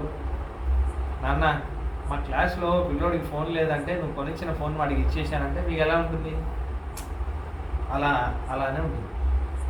పితృవులే వీడికి అనుగ్రహం చేయాలని నేను ఇస్తే వీడికి ఆ విలువ తెలియలేదు అని వాళ్ళు బాధపడతారు అని అంటున్నారు. ఇంకా ఎవరు పడితే వాళ్ళ శ్రాద్ధంలో వాళ్ళకు ఇంకోటి ఏంటంటే వాళ్ళకి పితృవులు కాదు కదా, వాళ్ళకి సంబంధమే లేదు, తినకూడదు. అందుకే జనరల్లీ కూడా అలా ఎవరైనా ఉన్నారనుకోండి, బంధువుల్లో కూడా ఎవరైనా ఉన్నారంటే జనరల్లీ మనకంటే చిన్నవాళ్ళ వయసులో చిన్నవాళ్ళ శ్రాద్ధంలో తినరు. వాళ్ళకి మళ్ళీ సపరేట్గా వేరే వంట వండుతారు, వేరే అన్నం వేరే వంట అలానే వండుతారు. ఇప్పుడు ఉదాహరణకి మా నాన్నగారి శ్రాద్ధం ఉందనుకోండి, మా మేనో వాళ్ళు వచ్చారంటే వాళ్ళకి వేరే ఉంటాయి, వాళ్ళకి సపరేట్గా మళ్ళీ వేరేది వండాలి. ఈ వంట వాళ్ళు తినకూడదు, ఎందుకంటే వాళ్ళకి వీళ్ళు పితృవులు ఎవరు కదా. మా నాన్న యొక్క పితృవులు వాళ్ళకి ఎలా పితృవులు అవుతారు? వాళ్ళు తినకూడదు. రూల్ అంటే రూల్. ఇష్టం అంటే కొంత సంప్రదాయంలో సరే ఇష్టం, నా ఇష్టం, నాకు ఎవరెవరు ఇష్టమో అందరితో తింటానో అని అది ఒక వైష్ణవ సమారాధనంగా చేస్తున్నారు. కానీ న్యాయంగా ఇలానే చేయాలి, దానికి ప్రమాణం అంతా ఉంది. సన్యాసి యొక్క శ్రాద్ధం అంటే అందరు తినరు. ఆచార్యుడు ఆండన్ స్వామి వాళ్ళది ఆరాధన వస్తుంది. ఇప్పుడు రాఘవేంద్ర స్వామి ఆరాధన అంటే 3 రోజులు చేస్తారు మంత్రాలు. అదంతా యతి శ్రాద్ధం, అది ప్రసాదం, విష్ణు ప్రసాదం. ఎందుకంటే ఇక్కడ కేశవ నారాయణ మాధవ అని 3 విధాలుగా విభజించి విష్ణువుకే ఆరాధన చేస్తారు. అంటే విష్ణు ప్రసాదం కాబట్టి తినొచ్చు. సరే, అంటే ఇప్పుడు ఎందుకు చెప్తున్నానంటే అలా ఎవరినో పిలిచేసి దాని తర్వాత వాళ్ళు తినగా మిగిలిన శేషాన్ని వేద పండితులు తింటారా? అలానే భరతుడికి అని మీరు ఇచ్చిన రాజ్యాన్ని ఆ రాముడు తీసుకుంటాడా అని అంటుంది. చాలా అందమైన విషయం. తతపశ్చాత్ సమీక్షంతే కృతకార్యాద్విజోత్తమాన్ తత్రయే గుణవంతశ్చ విద్వాంసశ్చ ద్విజాతయః తపశ్చాత్తేపి మన్యంతే సుధామపి సురూపమాః. అమృతమైనా సరే తీసుకోరు కదా, అమృతమే తెచ్చిచ్చినా అట్లాంటిది తీసుకోరు అని అంటున్నారు. అందుకే శేషం అనే విషయం ఉంది. ఇది అసలు ఈ మధ్య అసలు ఎవరు ఫాలో చేయట్లేదు, మర్చిపోయారు. అసలు ఎంగిలే ఫాలో చేయట్లేదు. ఇంకా శేషం అనేది చాలా దూరమైన విషయం. అంటే ఒకళ్ళు తినగా మిగిలింది అని అర్థం. చిన్నవాళ్ళు తినగా మిగిలింది, పెద్దవాళ్ళు తినకూడదు, కొన్ని విషయాలన్నీ ఉన్నాయి. తినగా మిగిలింది అనేది అలా కొన్ని ఉన్నాయి, కొన్ని విషయాలు. ఎందుకంటే అదొక దోషం అంటుంది శాస్త్రం. అంటే పర్యూషితం, చాలా 11 రకాల దోషాలు ఉన్నాయి అన్నంలో. అది తినకపోతే అలా తింటే ఏమవుతుందంటే ఆయుక్షీణం అయిపోతుంది, అన్న మెమరీ లాస్ అవుతుంది. అన్న శుద్ధి లేకపోతే, ఆహార నియమం లేకపోతే మెమరీ లాస్ అవుతుంది. అందుకే చదివిందంటే గుర్తు రావదు, మేధాశక్తి తగ్గిపోతుంది. అది ఏదో చదివాను, ఇప్పుడు దాసుని అంటున్నాను కదా, ఏదో చదివాను ఆ మంత్రం గుర్తు రావట్లేదు, ఆ శ్లోకం గుర్తు రావట్లేదు, ఎందుకంటే ఆహార నియమం లేదు. అదే విషయం, చాలా కష్టం. అలా ఉండాలి. అయితే ఆ ఆహార నియమంలో వాళ్ళు అందుకే ఏమంటున్నారంటే బ్రాహ్మణేష్వపి వృత్తేషు భుక్తశేషం ద్విజోత్తమాః నాభుప్యేతు మలం ప్రాజ్ఞాః శృంగశ్చేదమి వర్షవాః. కాబట్టి బ్రాహ్మణులు ఈ శేషం వేరే వాళ్ళ శేషం తినరు. అలా భరతుడి శేషం, భరతుడు రాజ్యం అనుభవించాక 14 ఏళ్ళు, అన్న నేను బాగా రాజ్యం అనుభవించేశాను, ఇక మిగిలింది నువ్వు అనుభవించు అంటే, నా రాముడికి అది ఇచ్చిన 14 ఏళ్ళ తర్వాత ఇచ్చినా అది అవమానమే కదా. నా రాముడు స్వీకరించడు. నా రాముడి యొక్క ఔన్నత్యానికి అది అంత తగినట్టుగా లేదు, అంత ఉచితంగా లేదు.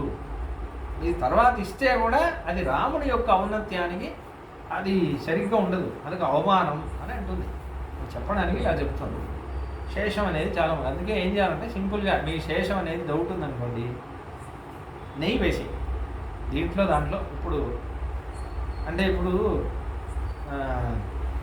ఫర్ ఎగ్జాంపుల్ చిన్నపిల్లలు ఉన్నారు, ఆకలి వేస్తుంది అంటున్నారు బాబు, కానీ మీరు పెద్దవాళ్ళు మీరు తినాలి అనుకోండి, వాళ్ళు తినగా మిగిలింది మీరు తినాలి. లేకపోతే ఒకసారి అవుతుంది, అతిథుల్లో మన ఇంటికి ఎవరో వస్తారు, ఆతిథ్యం కూడా చేయాలి. కాబట్టి అప్పుడు ఎలా చేయాలి? మన శేషం వాళ్ళు తినొచ్చా, వాళ్ళ శేషం మనం తినొచ్చా అంటే అప్పుడు ఏం చేయాలంటే విభాగం చేసేసి అన్నాన్ని మీరేమి ఉండరు విభాగం చేసేసి 2 దాంట్లో నెయ్యి వేసేసి, దీంట్లో కొంచెం నెయ్యి దాంట్లో కొంచెం నెయ్యి వేసేసారనుకోండి, వండింది ఒకటే అయినా విభాగం చేసి నెయ్యి వేయడం వల్ల ఇది సపరేట్ అది సపరేట్ అయిపోతుంది. ఎందుకంటే ఇంకా ఎక్స్ట్రాగా ఒకటి కలిపారు కదా, అది నెయ్యి వేస్తేనే. నెయ్యి వేయడం వల్ల ఏమవుతుందంటే అది వేరే అయిపోతుంది, వేరే విషయం అయిపోతుంది, అది శేషం అవ్వదు నెయ్యి వేయడం వల్ల. అందుకే నెయ్యి ఒక శుద్ధి ఇస్తుంది. అందుకే అన్నంలో కూడా నెయ్యి వేస్తారు. నెయ్యి వేసి లోపల అంతర్యామిగా ఉన్న స్వామివారికి నివేదన చేయాలి. ఇప్పుడు అన్నం ఆల్రెడీ ఈ వేదాంత స్వామి ప్రశ్నకి జవాబు చెప్తున్నారు మనం. ఇప్పుడు దీన్ని ప్రాణాగ్నిహోత్రం అంటారు, ప్రాణాశ్వాహ అని అలా మంత్రం చెప్పేసి వేసుకోవాలి లోపల. అయితే ఇప్పుడు అన్ని శాస్త్ర వైదిక విషయాలని చాలా వస్తున్నాయి. అది ఆల్రెడీ దేవుడికి నివేదనం చేసిన అన్నమే. ఆ అన్నాన్ని మళ్ళీ నివేదన చేయొచ్చా? నివేదన చేసిన అన్నాన్ని మళ్ళీ నివేదన చేయొచ్చా అంటే నెయ్యి వేసాం కదా, మీకు అర్థమైందా? అందుకే నెయ్యి వేస్తున్నారు. నెయ్యి వేస్తే ఇప్పుడు అది వేరే అన్నమైంది, అందుకే మళ్ళీ నివేదన చేయాలి. అందుకే నెయ్యి అభిగారం అని పేరు. అభిగారం అంటే ఏంటంటే, అందుకే యాగంలో కూడా ఏ వస్తువు వేసినా నెయ్యి వేసేసి వేస్తారు.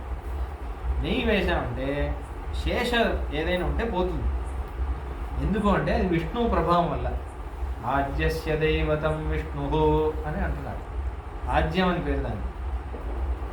ఆజ్యానికి దేవుడు విష్ణు అంటున్నారు. అది వేదంలో ఉంది. ఎందుకంటే పాలు నుంచి పెరుగు వస్తుంది, పెరుగు నుంచి వెన్న వస్తుంది, వెన్న నుంచి నెయ్యి వస్తుందా, లాస్ట్ ఇంకా దాని నుంచి ఇంకా మార్చదు అది, అదే శాశ్వతం. అలానే ఒక్కొక్క దేవుడి లోపల అంతర్యామిగా విష్ణువు ఉన్నాడు, వాడు లాస్ట్, ఇంకా వాడి తర్వాత ఇంకా మార్పు ఉన్నది, వాడే అంతర్యామి, అందరిలో అంతర్యామి. కాబట్టి ఇప్పుడు పాలు చూసి పాలు లోపల నెయ్యి ఉంది అనే విషయం మనకు తెలియదు, కానీ ఉంది, తెలుస్తుంది కదా. అలానే ఇంద్రుడు ఉన్నాడు, ఆ ఇంద్రుడు పితృదేవతల్లో వచ్చాడు, పితృదేవుడు మనిషిగా వచ్చాడు అనుకోండి. ఇప్పుడు మనిషిలో అంతర్యామిగా పితృదేవత ఉన్నాడు, పితృదేవతలో ఇంద్రుడు ఉన్నాడు, ఇంద్రుడి లోపల ఇప్పుడు విష్ణువు. అలా నెయ్యిలాగా, అందుకే ఆజ్యస్య దేవత విష్ణు. కాబట్టి ఏమంటున్నారంటే అలా ఆ శేషం బ్రాహ్మణుడు తినరే, అలా మా రాముడు స్వీకరించినా అది అవమానమే రాముడికి. మీరు తర్వాత 14 ఏళ్ళు తర్వాత సరే భరతుడు అనుభవించేశాడు, కానీ రాముడే కరెక్ట్ అని ఇచ్చారంటే అది అవమానం అని అంటున్నాడు. నపరేణాహృతం భక్ష్యం వ్యాఘ్రకాదితుమిచ్చతి. వేరే జంతువు వేరే మృగం తిన్న అన్నాన్ని పులి కూడా తినదే. నా రాముడు భరతుడు అనుభవించిన రాజ్యాన్ని రాముడు ఎలా అనుభవిస్తాడు? దాని తర్వాత హవిరాజ్యం పురోడాశ కుశః యూపాశ్చ కాదిరాః నైతాని యాతయామాని కుర్వంతి పునరధ్వరే. చాలా అందమైన యాగం విషయం మళ్ళీ ఒకటి. ఇప్పుడు యాగంలో హవిస్, ఇప్పుడు యాగానికని ఉపయోగపడిన హవిస్సు, ఆజ్యం నెయ్యి, పురోడాశం అని ఒక పిండి లాగోడి చేసి యాగంలో వేస్తారు.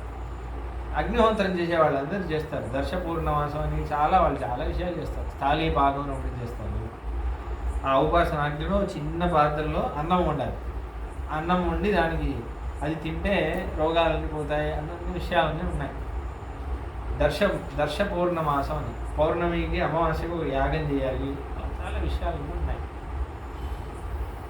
దాంట్లో ఒక యాగంలో పురోడాశం అని వేస్తారు. పురోడాశం అంటే అది చూడడానికి ఇంచుమించు ఒక బోండా లాగా ఉంటుంది, దాన్ని వేస్తారు. పురోడాశం. పురోడాశం అనేది చాలా కథలు ఉన్నాయి వేదంలో. ముందు పురోడాశం వేదంలో మొదటిసారి తయారు చేసినప్పుడు అది ఒకసారి మనం కూడా ఫస్ట్ టైం వండినప్పుడు గట్టిగా రాయిలాగా అవుతుంది. కొన్ని రవా కేసరి ఫస్ట్ టైం చేశారనుకోండి, నోట్లో పెడితే నోరు తెరవలేదు, అలా ఉంటుంది. మెల్లమెల్లగానే నేర్చుకుంటారు, వెన్నలా కరుగుతుంది తర్వాత. అలానే పురోడాశం ఫస్ట్ టైం వీళ్ళు చేసినప్పుడు చేయడానికి రాలేదు. ఫస్ట్ టైం చేసినప్పుడు అది రాయిలాగా అయిందంట. సూర్యుడికి సమర్పించారు ముందు. సూర్యుడి పాపం ఆశగా తీసుకొని కొరికితే వాడి పళ్ళన్నీ విరిగిపోయాయి సూర్యుడికి. పూషణ పేరు. అందుకే తమిళ్లో ఈ దాన్ని ఏమంటారు, గుమ్మడికాయ ఉంటుంది కదా, దానికి పూషణి అని పేరు, పూషణికాయ అని పేరు. ఎందుకంటే సూర్యుడిలా ఉంటుంది రౌండ్గా, పూషణ అని పేరు. పళ్ళన్నీ విరిగిపోయాయి పాపం. దాని తర్వాత మళ్ళీ ఆయన యాగం చేసి పళ్ళు ఇచ్చారు సూర్యుడికి. అందుకే సూర్యోదయం తర్వాత పళ్ళు తోమకూడదు అని.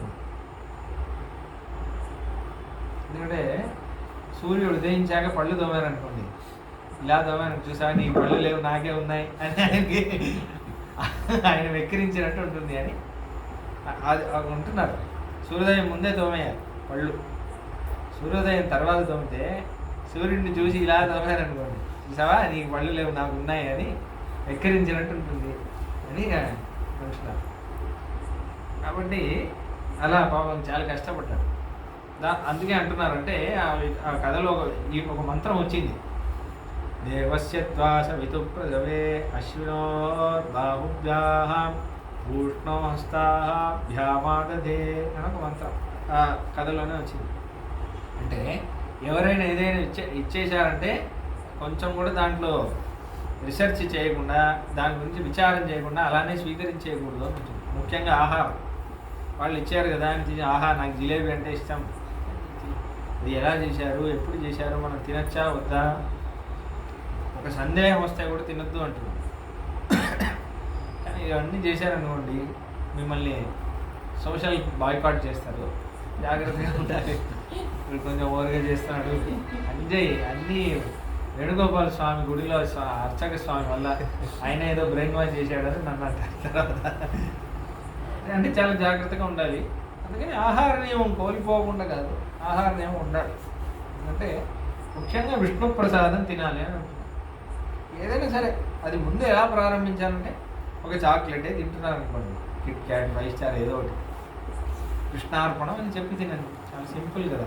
మానసికంగా ఒకసారి కృష్ణుడికి సమర్పించేది తినండి. దాని తర్వాత ఏమవుతుందంటే కృష్ణుడికి సమర్పిస్తున్నాం, శుద్ధమైన సమర్పించి తిన్నాం కదా అని భావన. అది దానికి ముందు ఏది తిన్నా కృష్ణుడికి సమర్పించాలని భావన స్థిరంగా రావాలి. వస్తే దాని తర్వాత కృష్ణుడికి నచ్చిందని తినడం ప్రారంభిస్తాం. సరే, అయితే అలా ఎందుకంటుందంటే హవిస్సు, రాజ్యం, పురోడాశం, కుష. ఒకసారి ఉపయోగించిన దర్భం మళ్ళీ ఉపయోగించరు. యాగంలో దర్భం ఇలా వేశారు, సరే ఇది బాగుంది నెక్స్ట్ టైం యూజ్ చేద్దామని యూజ్ చేయకూడదు. ఆ దర్భాన్ని ఒకసారి యూజ్ చేశారంటే యూజ్ చేసిందే దర్భం మళ్ళీ యూజ్ చేయకూడదు. యూపస్తంభాలని రాళ్ళ అప్పుడు ఖాదినం అని ఒక కట్ట, ఆ కట్టతో యూపస్తంభాలని కట్టతో స్తంభాలని నిర్మిస్తారు పెద్ద పెద్ద అశ్వమేధ యాగాలు మొదలైన వాటిల్లో. దానికి కొన్ని జంతువులన్నీ కడతారు, కొన్ని ధ్వజాలన్నీ నిర్మాణం చేస్తారు, అలా చేస్తారు. దాని తర్వాత యాగం అయిపోయిందంటే అవన్నీ నదిలో వేసేస్తారు. అది ఒకసారి ఒక యాగానికి యూజ్ చేశాక అది నెక్స్ట్ టైం యూజ్ చేయకూడదు. అలా నైతాని యాతయామాని కుర్వంతి పునరధ్వరే.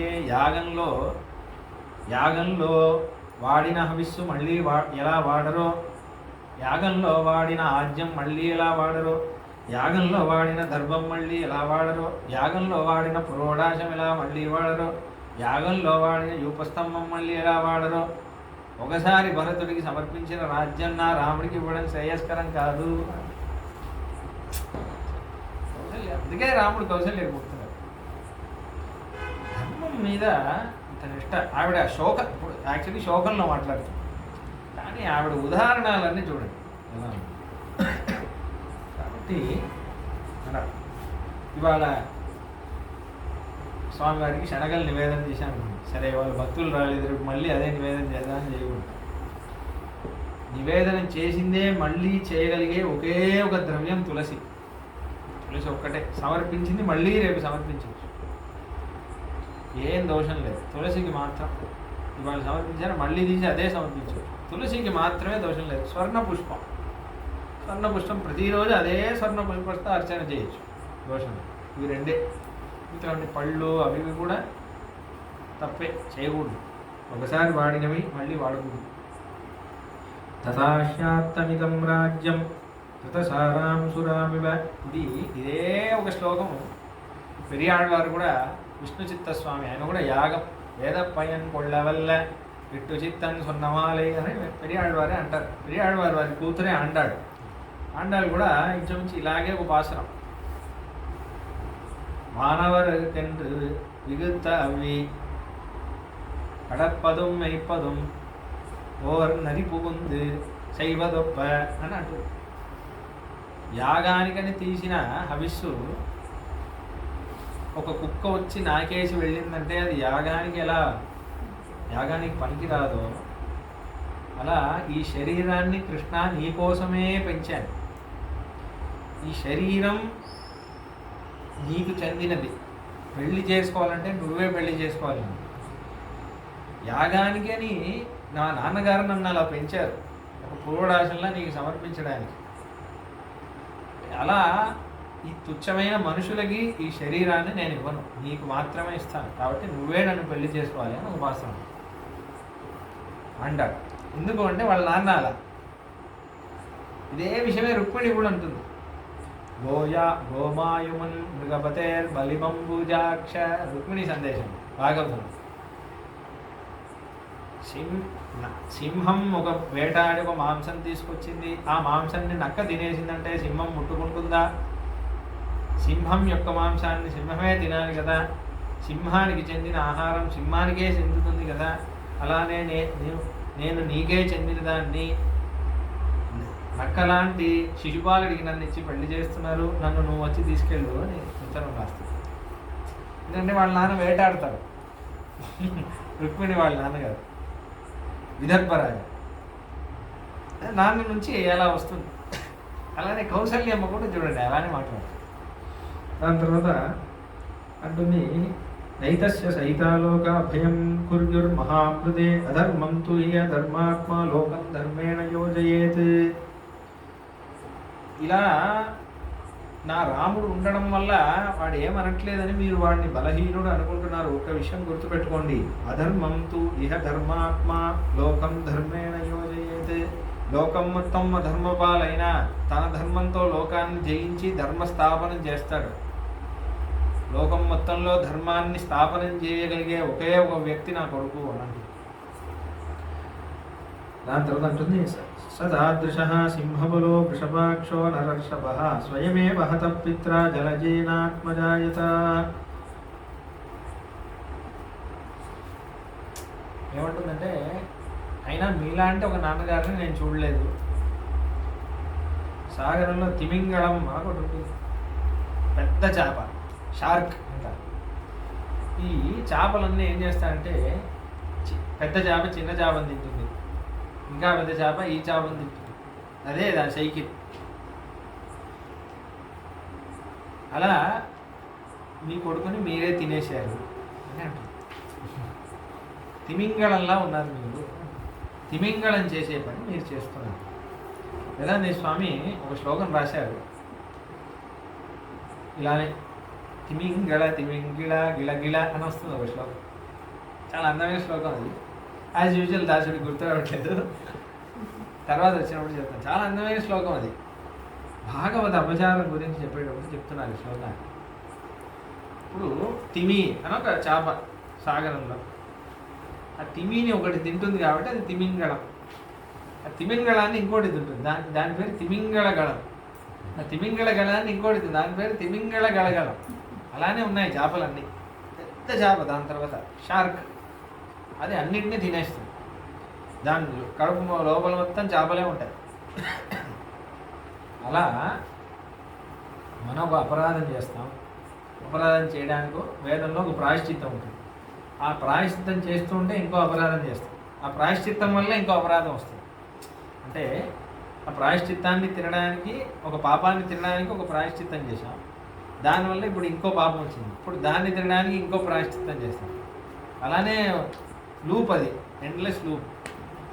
అలా తిని మళ్ళీ ఈ పాపం నుంచి బయటపడాలి, అన్నీ బయటపడాలంటే ఏం చేయాలి అంటే అప్పుడు సర్వపాపేభ్యో మోక్షయిష్యామి అని కృష్ణుడు అంటున్నాడు. మామేకం శరణం వ్రజ. ఇప్పుడు శరణాగతి చేయి. ఇప్పుడు నువ్వు శరణాగతి చేసావనుకో, అది తిమింగళ గళగళంలాగా అన్ని పాపాన్ని అది తినేస్తుంది. ఒకటి నుంచి ఒకటి, ఒకటి నుంచి ఒకటి, ఒకటి నుంచి వచ్చిందా పెద్ద చేప అది. మనం కూడా సాగరంలో, సంసార సాగరంలో ఉన్నాం కదా. అయితే ఈ శరణాగతి అనేది పెద్ద చేప. కానీ భాగవత అపచారం ఉంది.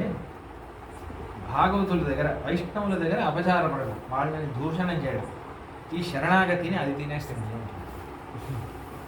అంటే వైష్ణవుల దగ్గర అపరాధం చేయడం అనేది ఎంత మోసమైన పాపం అంటే శరణాగతిని అది తింటుంది అంటుంది. అంటే ఎంత సర్వపాపే, అన్ని పాపాలని పోగొట్టడానికి ఒక ప్రాయశ్చిత్తం చేసినప్పుడు, శరణాగతిగా ఉన్నప్పుడు, ముక్తినే తెచ్చిపెట్టే సామర్థ్యం దానికి ఉన్నప్పుడు వైష్ణవుల దగ్గర అపచారపడితే అది దీన్ని అన్నింటినీ అది తినేస్తుంది. అందుకే భాగవత విచారం చేయకూడదు అని అంటున్నారు. భాగవత విచారం చేయకూడదు అనడానికి ఈ శ్లోకం చెప్తున్నారు. అలా మీరు ఆ తిమింగళంలాగా ఉన్నారు. మీ కొడుకుని ఒక హానిని మీరే కోరుకుంటున్నారే. ద్విజాతి చరితో ధర్మ శాస్త్రే దృష్ట సనాతనై యది తే ధర్మ నిరతే త్వయా పుత్రే వివాసితే. మీరు వేదం చదువుకున్నారు కదా, సనాతన కాలంగా శాస్త్రాన్ని అధ్యయనం చేస్తున్నారు కదా, మీకు తెలిసిన ధర్మం లేదు కదా. కానీ మీ అన్నీ కరెక్టే, కానీ మీ కొడుకుతో మీరు చేసింది మాత్రం అధర్మం. అధర్మం, 100% అధర్మం. గతిరేకా పతిర్నార్యా ద్వితీయా గతిరాత్మజ తృతీయా జ్ఞాతయో రాజ్యాన్న చతుర్థీ నైవ విద్యతే. ఒక అందమైన విషయం ఉంటుంది.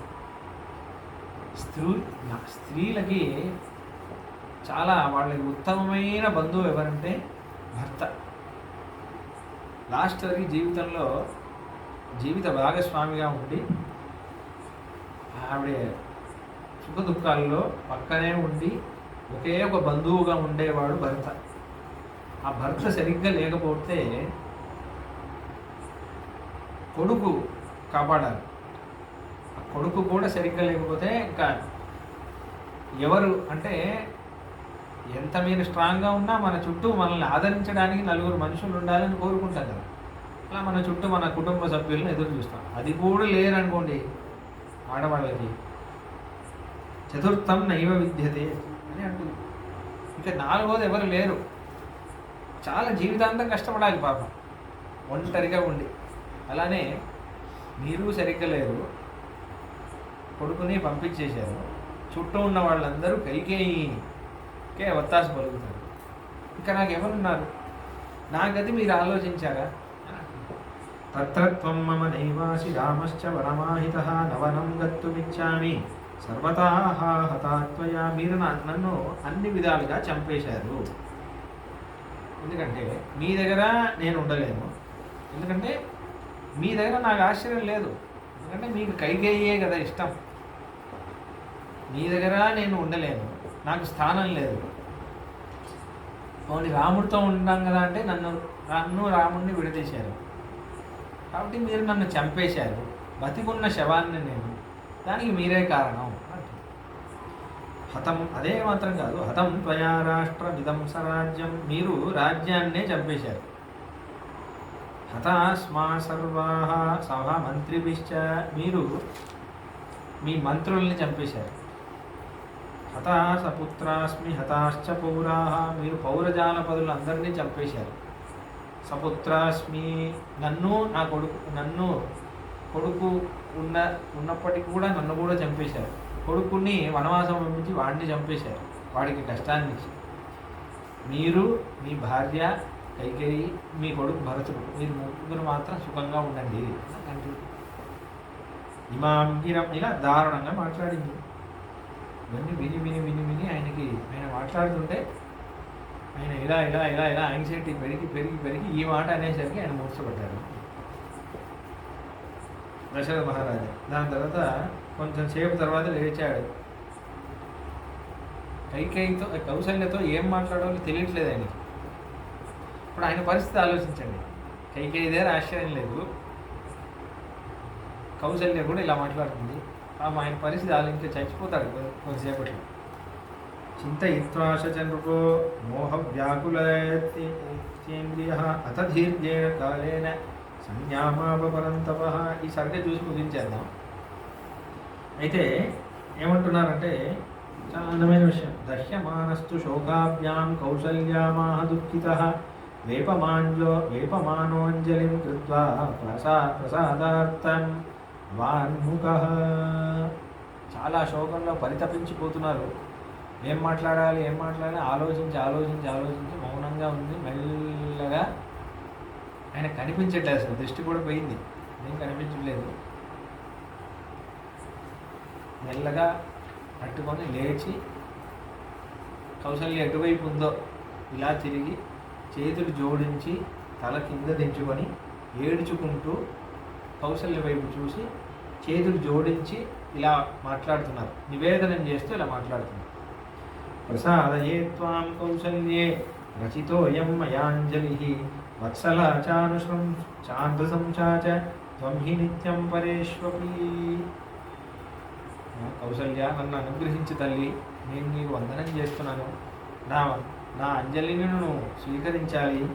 నువ్వు చాలా వాత్సల్యంగా ఉంటావే, దోషమన్ని చూడవే, ఆంధ్రశంశ చాలా దయాపరురాలుగా ఉంటావే, నిత్యం అనునిత్యం నువ్వు అలానే ఉంటావే.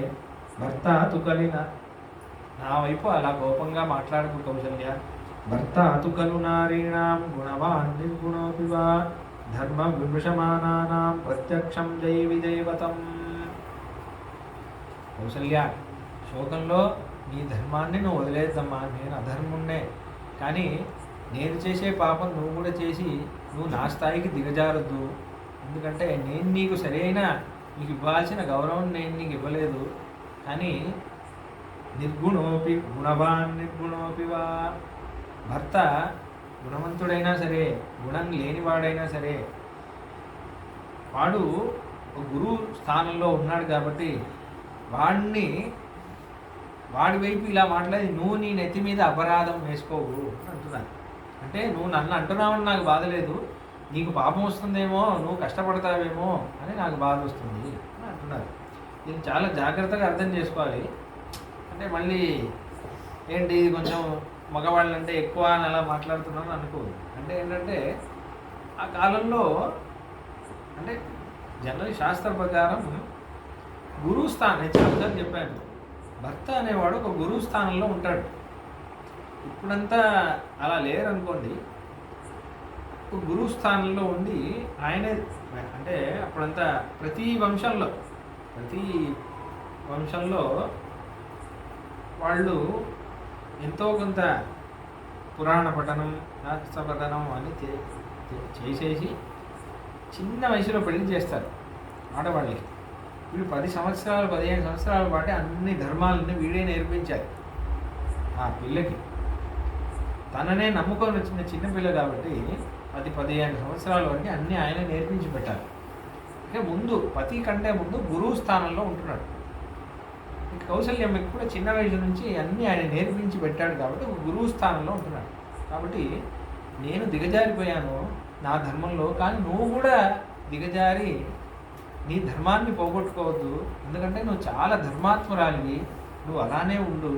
కాబట్టి గుణవాన్ నిర్గుణోపివా భర్త తుకలి నారీనాం ప్రత్యక్షం దైవదేవతం. శాస్త్రం ఇలా అంటుంది తల్లి, గురువు స్థానంలో ఉంటున్నాడు భర్త అని. కాబట్టి నువ్వు ఆ అపరాధం చేయొద్దు అని అంటున్నారు. సాత్వం ధర్మపరా నిత్యం దుష్టలోకపరావర నార్హసే విప్రియం వక్తుం దుఃఖితాపి సుదుఃఖితం. అమ్మా, నువ్వు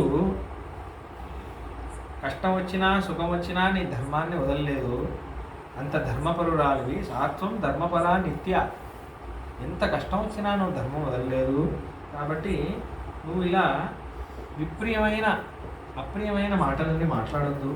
ఎంత దుఃఖంగా ఉన్నవాడిని ఇంకా దుఃఖంలో నెట్టద్దు తల్లి. నేను చేతులు జోడించి విన్నపించుకుంటున్నాను అని అంటున్నాను. తద్వాక్యం కరుణం రాజ్ఞः శ్రుత్వా దీనస్య భాషితం కౌసల్యాం వ్యసజద్బాష్పం ప్రణాళీవనవోదకం. అలా చెప్పగానే కౌసల్యమ్మ ఏడవడం ప్రారంభించింది. కౌసల్యమ్మ ఒక క్యారెక్టర్. వాల్మీకి మహర్షి కౌసల్యమ్మకి కైకమ్మకి డిఫరెన్స్ చూపిస్తాడు. ఇలా రాత్రంతా కుమిలి కాళ్ళంతా పట్టుకొని ఆ రాత్రిలో నీ కాళ్ళు ఎక్కడుంది పట్టుకొని ఏడిస్తే ఇది చేయకపోతే ఈ క్షణం నేను విషం తాగుతాను అలా ఇలా ఎంతెంతో రాద్ధాంతం అంతా చేసింది. ఇంకే ఇప్పుడు ఒకే ఒక రెండు విషయాలు అన్నారు. టెంపరామెంట్ అని అంటారు చూడండి. మీకు కోపం వస్తే పర్వాలేదు, కానీ ఎంత తొందరగా మళ్ళీ మీరు మీ సహజమైన స్వభావానికి ఎంత తొందరగా వస్తారు, అక్కడే మీ ధర్మం మీద ఉన్న మీ పూనిక మీకు అక్కడే తెలుస్తుంది. ఉత్తమే క్షణకోపశ్చ మధ్యమం ఘటికాద్వయం అధర్మంతు అహోరాత్ర్యం పాపిష్టో మరణాంతక అని శ్లోకం. మీకు అర్థమైంది అనుకోండి. ఉత్తమమైన వాడికి, ధర్మం మీద పూనిక ఉన్నవాడికి క్షణమే ఉంటుంది కోపం. ఆ క్షణంలో అరిచేస్తాడు.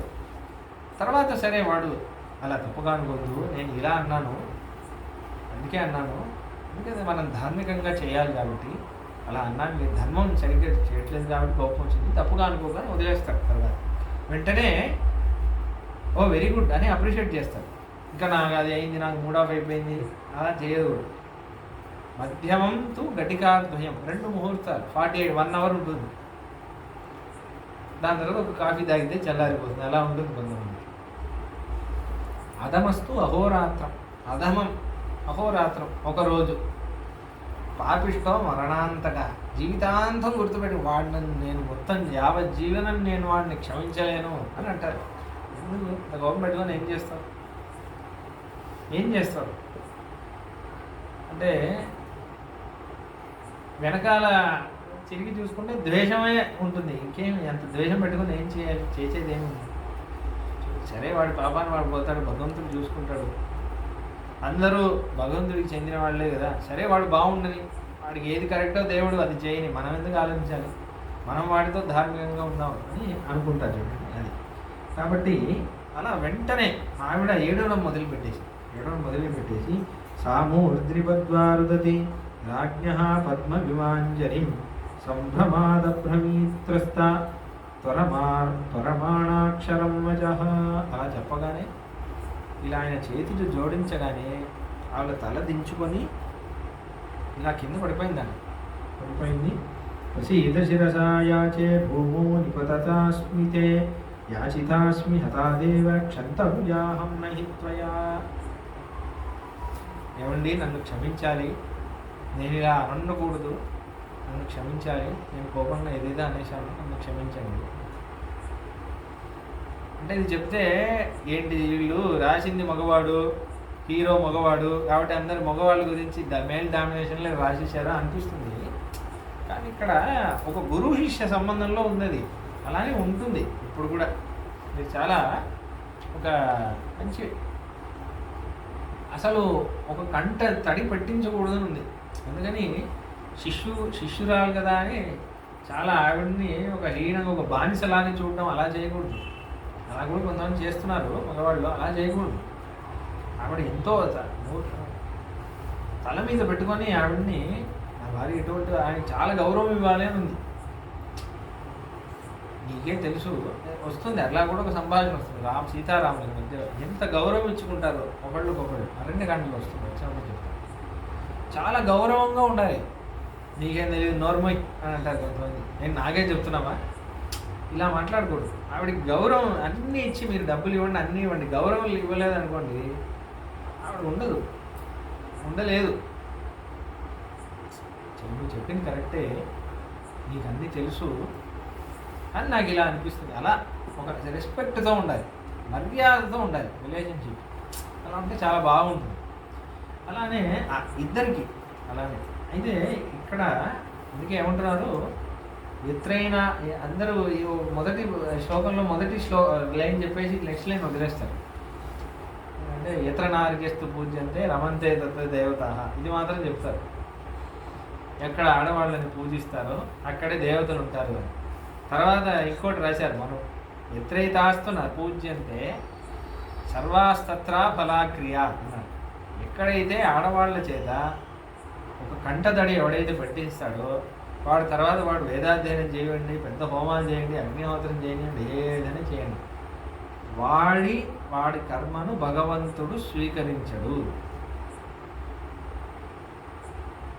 ఏంట్రా ఆడవాళ్ళని ఏడిపించేసి ఏంటి అగ్నిహోత్రం చేస్తున్నావా, వద్దే వద్దు నాకు అంటాడు. ముఖ్యంగా మీరు కావాలంటే చూడండి, ఆలోచిస్తే కృష్ణుడి అవతారమే ఆడవాళ్ళని సంరక్షించడానికి. ఆడవాళ్ళని కృష్ణుడు రక్షించినంత ఎవరు రక్షించలేదు. మీరు కావాలంటే చూడండి, ద్రౌపదిని రక్షించాడు, 16,000 స్త్రీలని పెళ్లి చేసుకున్నాడు, కానీ నరకాసురుడు వాళ్ళని జైల్లో పెట్టాడు, టార్చర్ చేశాడు, వాళ్ళని రక్షించాడు, మీరాబాయిని రక్షించాడు, ఆండాళ్ళని రక్షించాడు. ఆడవాళ్ళకి ఒకే ఒక బంధువు కృష్ణుడే. అందుకే అటువంటి కృష్ణుడు మీరు కావాలంటే చూడండి, వీళ్ళందరినీ చంపడానికి, భీష్ముడైనా సరే, ద్రోణాచార్యులైనా సరే, వీళ్ళందరినీ చంపడానికి ఒకే కారణం ఏంటి, ఎత్రైతాస్తున పూజ్యంతే సర్వాస్తత్రా బలాక్రియ. అదే విషయం.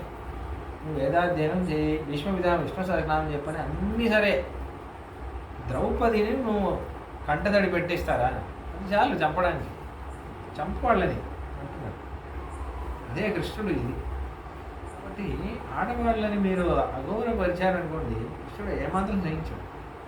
ఆ ఫలితం మీరు అనుభవించాల్సిందే, తర్వాత అనుభవిస్తారు చాలామంది. ముఖ్యంగా సరిగ్గా చూసుకోలేదనుకోండి చాలా కష్టం. మనం అందరం ఇప్పుడు ఒక చిన్న విషయం ఇది అంటే 2 శ్లోకాలు ఉన్నాయి, ఇది చెప్పేస్తాను ఇది చేస్తుంది. ఏంటంటే చాలామంది ప్రేమకి చిహ్నం అంటే తాజ్మహల్ అంటున్నారు, సింబల్ ఆఫ్ లవ్ అని అంటున్నారు. కానీ అది ప్రేమకి చిహ్నం కాదు.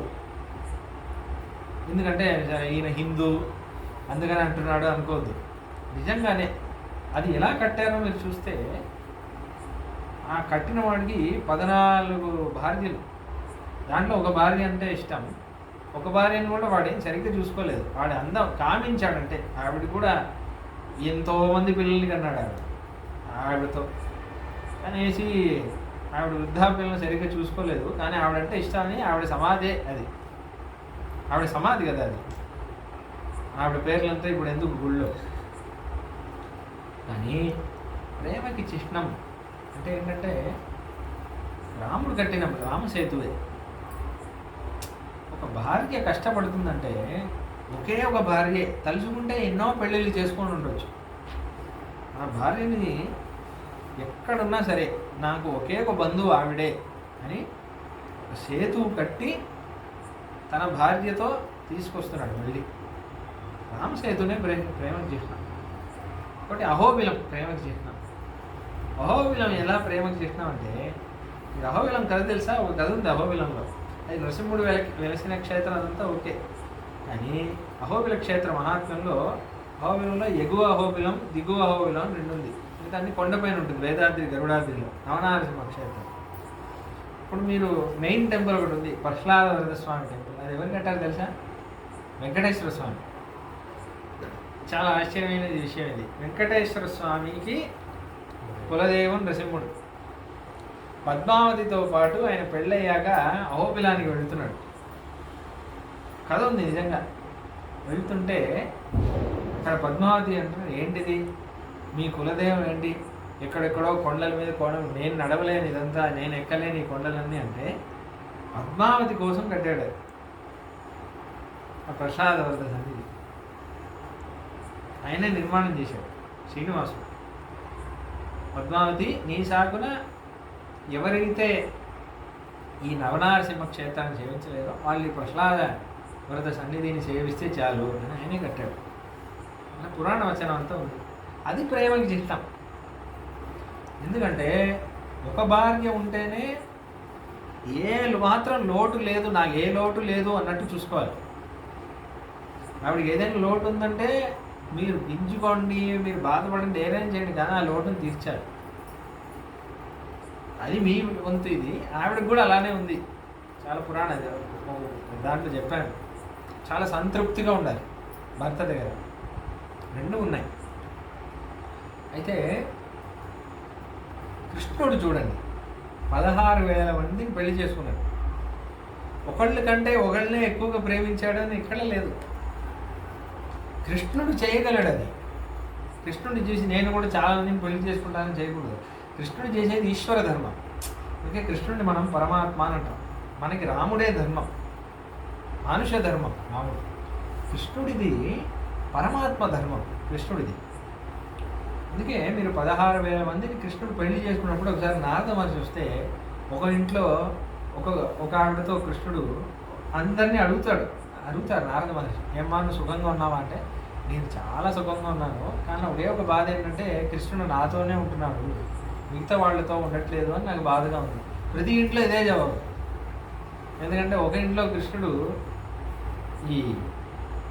ఇది చదరంగా వాడుతున్నాడు, ఇంకో ఇంట్లో కలిసి వంట చేస్తున్నాడు, ఇంకో ఇంట్లో దువ్వెనతో జడ అంతా వేస్తున్నాడు, ఇంకో ఇంట్లో యాగం చేస్తున్నాడు, ఇంట్లో దానం చేస్తున్నాడు. అలా ప్రతి ఇంట్లో ఉంటున్నాడు. అది కృష్ణుడు చేయగలడు, కృష్ణుడికి సాధ్యం. అది మీరు చేయలేరు. కాబట్టి ఒకే అంటే ఇప్పుడు చూడండి, దశరథ మహారాజాకి అదే కష్టం. 3 భార్యల్లో ఒక భార్యకే ఎక్కువ ప్రాధాన్యత ఇచ్చి మిగతా వదిలేశారు. కాబట్టి ఆ కష్టం ఆయనని, ఆ శోకమే ఆయన ఇది చేస్తుంది. కాబట్టి అలా చేయకూడదు. కాబట్టి అది ప్రేమకి చెప్పి సింబల్ ఆఫ్ లవ్ అనేది తాజ్మహల్ కాదు, రామసేతువే లేకపోతే అహోబిలమే. ఎందుకంటే అదే ధర్మం. కాబట్టి అప్పుడు అంటుంది, నైషా హిసా స్త్రీ భవతి శ్లాఘనీయేన ధీమత ఉభయోర్లోకయోర్లోకం పత్యాయా సంప్రసాద్యతే. చాలా ఉత్తమమైన ధర్మం ఇది. ఏ స్త్రీ అయితే అంటే భర్తతో సారీ చెప్పుకోవచ్చు, సారీ అలా అని చెప్పుకోవచ్చు. కానీ విషయం ఉంటుంది, ఒక ధర్మం మీరు తెలుసుకోండి. కౌసల్యమ్మ చెప్పిన మాట, నేను చెప్పిన మాట కాదు. నైషా హిస్సా స్త్రీ భవతి శ్లాఘనీయేన ధీమత ఉభయోర్లోకయోర్లోకే పత్యాయా సంప్రసాద్యతే. ఏ స్త్రీ అయితే భర్తతో మొక్కించుకుంటుందో, ప్రణామం చేయించుకుంటుందో ఆ స్త్రీకి ఉన్నత గతి ఉండదు అని శాస్త్రంలో ఉంది. ఒక విషయం, భర్త ఆవిడ కాళ్ళు మొక్కేంత పరిస్థితి తెచ్చుకొని అంత రాద్ధాంతం చేసి అంత గొడవ చేసి నన్ను మన్నించు అని ఆయన, ఎందుకంటే చెప్పాను కదా, అంటే ఇవాళ రేపు వాళ్ళు కూడా ఆ స్థానంలో ఉండాలి. ఆ గౌరవానికి తగినట్టు మగవాళ్ళు కూడా ఉండాలి. చేసేదంతా చేసేసి మళ్ళీ నేను నిన్ను మొక్కకూడదు అని శాస్త్రంలో ఉంది కాబట్టి నేను నీకు సారీ చెప్పను, నీ మానాన్ని నువ్వు అలా చేయకూడదు. సాత్వికంగా ఉండాలి. నీకంతా గౌతమ మహర్షి ఉదాహరణ. గౌతమ మహర్షి చాలా, ఆయన ధర్మశాస్త్రం కూడా చాలా సాత్వికంగా ఉంటుంది. గౌతమ మహర్షి అందుకే గౌతమ ధర్మ సూత్రమే. అహల్య ఎంత అపరాధం చేసినా ఒక మాట అనలేదు. అహల్య కోసం 10,000 సంవత్సరాలు ఎదురు చూస్తున్నారు. అదే అహల్య కోసం. ఇంద్రుడికే శాపం ఇచ్చారు కానీ అహల్యకి శాపం ఇవ్వలేదు. ఎందుకంటే చెప్పాను కదా, గురువు స్థానం. అహల్య చిన్న వయసు నుంచి గౌతమ మహర్షి ఆశ్రమంలోనే ఉంది. గౌతమ మహర్షినే ఆవిడికి వేదాధ్యయనం అంతా చేయించి గౌతమ మహర్షి పెళ్లి చేసుకుంటారు. అలా సేవ చేస్తూ చేస్తూ గురువే భర్త అవుతున్నాడు. ఇప్పుడు ఒక కారుణ్యంతో చెబుతున్నారు, అహల్య నీ మనసు చాలా చంచలంగా ఉందమ్మా, ఇంకా నీకు తపస్సు ఇంకా నీకు కూడలేదు, నీవు పతివ్రతవే కానీ నీకు తపస్సు ఇంకా కూడలేదు, నీ మనసు చాలా చంచలంగా ఉంది. కాబట్టి నువ్వు ఏం చేయంటే ఆహారం మానేసి వాయుభక్ష నిరాహార తప్యంతి భస్మశాయిని అంటున్నారు. వాయువునే భక్షిస్తూ నువ్వు భగవంతుడి ధ్యానం చేయి, నీకు శ్రేయస్కరం కలుగుతుంది, నువ్వు మళ్ళీ వచ్చేంత వరకు నేను ఎదురు చూస్తాను, నేను వెయిట్ చేస్తాను. అహల్య గౌతమ మహర్షి ఇద్దరు ఒకళ్ళు ఒకళ్ళు పట్టుకొని స్వర్గానికి వెళ్ళారు. అలా ఉండాలి భర్త కూడా. కాబట్టి ఏ స్త్రీ అయితే గురువు స్థానంలో ఉండే భర్తని, ఎందుకంటే అంటే ఈ ధర్మం గురువుకి వర్తిస్తుంది కాబట్టి భర్తకి వర్తిస్తుంది. భర్తకి ఎందుకు వర్తిస్తుందంటే శిష్యుణ్ణి గురువు మొక్కితే దానికంటే మహా అపరాధం లేదు కదా. గురువు వచ్చేసి శిష్యుడిని మొక్కేంత స్థాయి రాకూడదు ఎప్పుడు, అశాస్త్రీయం అది. అలానే ఈమె శిష్యురాలు కాబట్టి అందుకే అంటే ఆయన దగ్గర వచ్చి అన్నీ నేర్చుకుంటుంది, ఆయన అన్నీ నేర్పిస్తాడు. అలాగే ఉంది శాస్త్రం. అందుకే ఆవిడికి పెళ్ళి అనేది ఉపనయనంలాగా కాబట్టి అలా ఉన్న. అందుకే ఉభయోర్లోకయోర్లోకం పత్యాయా సంప్రసాధ్యతే నైషా హి శాస్త్రీ భవతి శ్లాఘనీయేన ధీవత. చాలా అటువంటి దానికంటే ఇంకో కీడు, దానికంటే హీనమైన ఒక పని ఒక స్త్రీ చేయకూడదు అని ఉంటుంది కౌశల్యం. జానామి ధర్మం ధర్మజ్ఞ త్వాం జానే సత్యవాదినం పుత్రశోకార్తయా తత్తు మయా కిమ విభాషితం అని తెలుసండి. మీరు చాలా ధర్మజ్ఞులు, ధర్మానికి కట్టుబడేలా చేశారు. మీరు సత్యవాది, సత్యానికి కట్టుబడ్డారు. సత్యానికి కట్టుబడి మీరు లేదు అనలేక కాదు అనలేక సత్యమే నాకు ముఖ్యం అన్నారు. మీరు చాలా ధర్మజ్ఞులండి, నాకు తెలుసు. మీరు ఉట్టిగా పని చేయలేదు, మీరు ధర్మానికి వశమై చేశారు కాబట్టి, మీరు ధర్మానికి భయపడేవారు కాబట్టి అందుకే అలా చేశారు. కానీ పుత్రశోకార్తయాదత్తు నేనేదో పుత్రశోకంలో ఏదేదో అనేశానండి. మయా అకిప విభాషితం, నేనేదో శోకంలో మాట్లాడేశాను, నన్ను మన్నించండి. కానీ మీరు ఇటువంటి పనులన్నీ చేయొద్దు. మీరేంటి నన్ను మొక్కడం, మీరు నాకు గురువు స్థానం కదా, మీరే నాకు చిన్న వయసు నుంచి అన్నీ మీరే నేర్పించారు కదా స్వామి, మీరు నన్ను మొక్కొద్దు అని అంటుంది. దాని తర్వాత ఒక అందమైన శ్లోకం. శోకో నాశయతే ధైర్యం, శోకో నాశయతే శృతం, శోకో నాశయతే సర్వం, నాస్తి శోక సమోరిపు. కొన్ని శ్లోకాలన్నీ గోడల్లో రాసుకోవాలి ఇంట్లో. అట్లాంటి శ్లోకం. శోకో నాశయతే ధైర్యం, శోకం ధైర్యాన్ని నాశనం చేస్తుంది. శోకో నాశయతే శృతం, మనం విన్న ధర్మశాస్త్రం, మనం విన్న ఉపదేశాలన్నీ మర్చిపోయేటట్టు చేస్తుంది. శోకో నాశయతే సర్వం, శోకం వల్ల అన్నీ నాశనం అయిపోతుంది. మన ధైర్యం, మన క్యారెక్టర్ అన్నీ నాశనం. శోకంలో ఏమేమో అనేస్తాం, అనకూడని మాటలన్నీ అనేస్తాం. నాస్తి శోక సమోరిపు, శోకానికి సమమైన శత్రువు లేడు కౌసల్యం. దాని తర్వాత శక్యమాపతిత సోడుం ప్రహారే రిపుహస్తతః సోడుమాపతిత శోక సుసూక్ష్మోపి న శక్యతే. హృదయంలో వచ్చి ఒకడు పెద్ద గొడ్డలిని తీసుకొని హృదయాన్ని నరికినా అంత బాధ ఏర్పడదు. శోకం వల్ల వచ్చే బాధ ఇంకా ఎక్కువ. వనవాసాయ రామస్య పంచరాత్రో తగణ్యతే యశోకం హతహర్షాయాః పంచవర్షోపమో మమ. అయ్యో నా కొడుకు వనవాసం వెళ్ళి 5 రోజులు అవుతుందే, కానీ 5 రోజులు నాకు 5 సంవత్సరాల్లో అనిపిస్తున్నాయే అని అంటున్నాను. ఏవం హి కథయంత్యాస్తు కౌసల్యాయా శుభం వచః మందరశ్మిరభూత్ సూర్యో రజనీచాభ్యవర్తత. ఇలా మాట్లాడుతూ దశరథ మహారాజాని చేతి పట్టుకొని ఇలా మాట్లాడుతూ ఉంటే సూర్యాస్తమనం అయింది. చూడండి ఎంత తొందరగా మళ్ళీ ఆవిడ ధార్మికమైన స్థితికి వచ్చేస్తుంది. చూడండి ఎంతసేపు పట్టింది, జస్ట్ 1 minute. ఇదే నేర్చుకోవాలి. అంటే మనము శోకం రావచ్చు, కోపం రావచ్చు, ఏదైనా రావచ్చు. ఎంత తొందరగా మళ్ళీ మనం వెంటనే నేను వైష్ణవుడిని, నేను ధర్మజ్ఞుడిని, లేదు నేను ఇలా ఉండకూడదు, నేను ఇలా ఉండాలి, ఎంత తొందరగా మనం వస్తున్నాము. అదే ముఖ్యం. అదే మనల్ని అది వచ్చింది అనుకోండి, కోపమే రాని స్థితి కూడా వచ్చేస్తుంది. ఎందుకంటే కోపం దేనివల్ల వస్తుంది, ఆ ట్రిగర్ పాయింట్ మీద పట్టేస్తాం.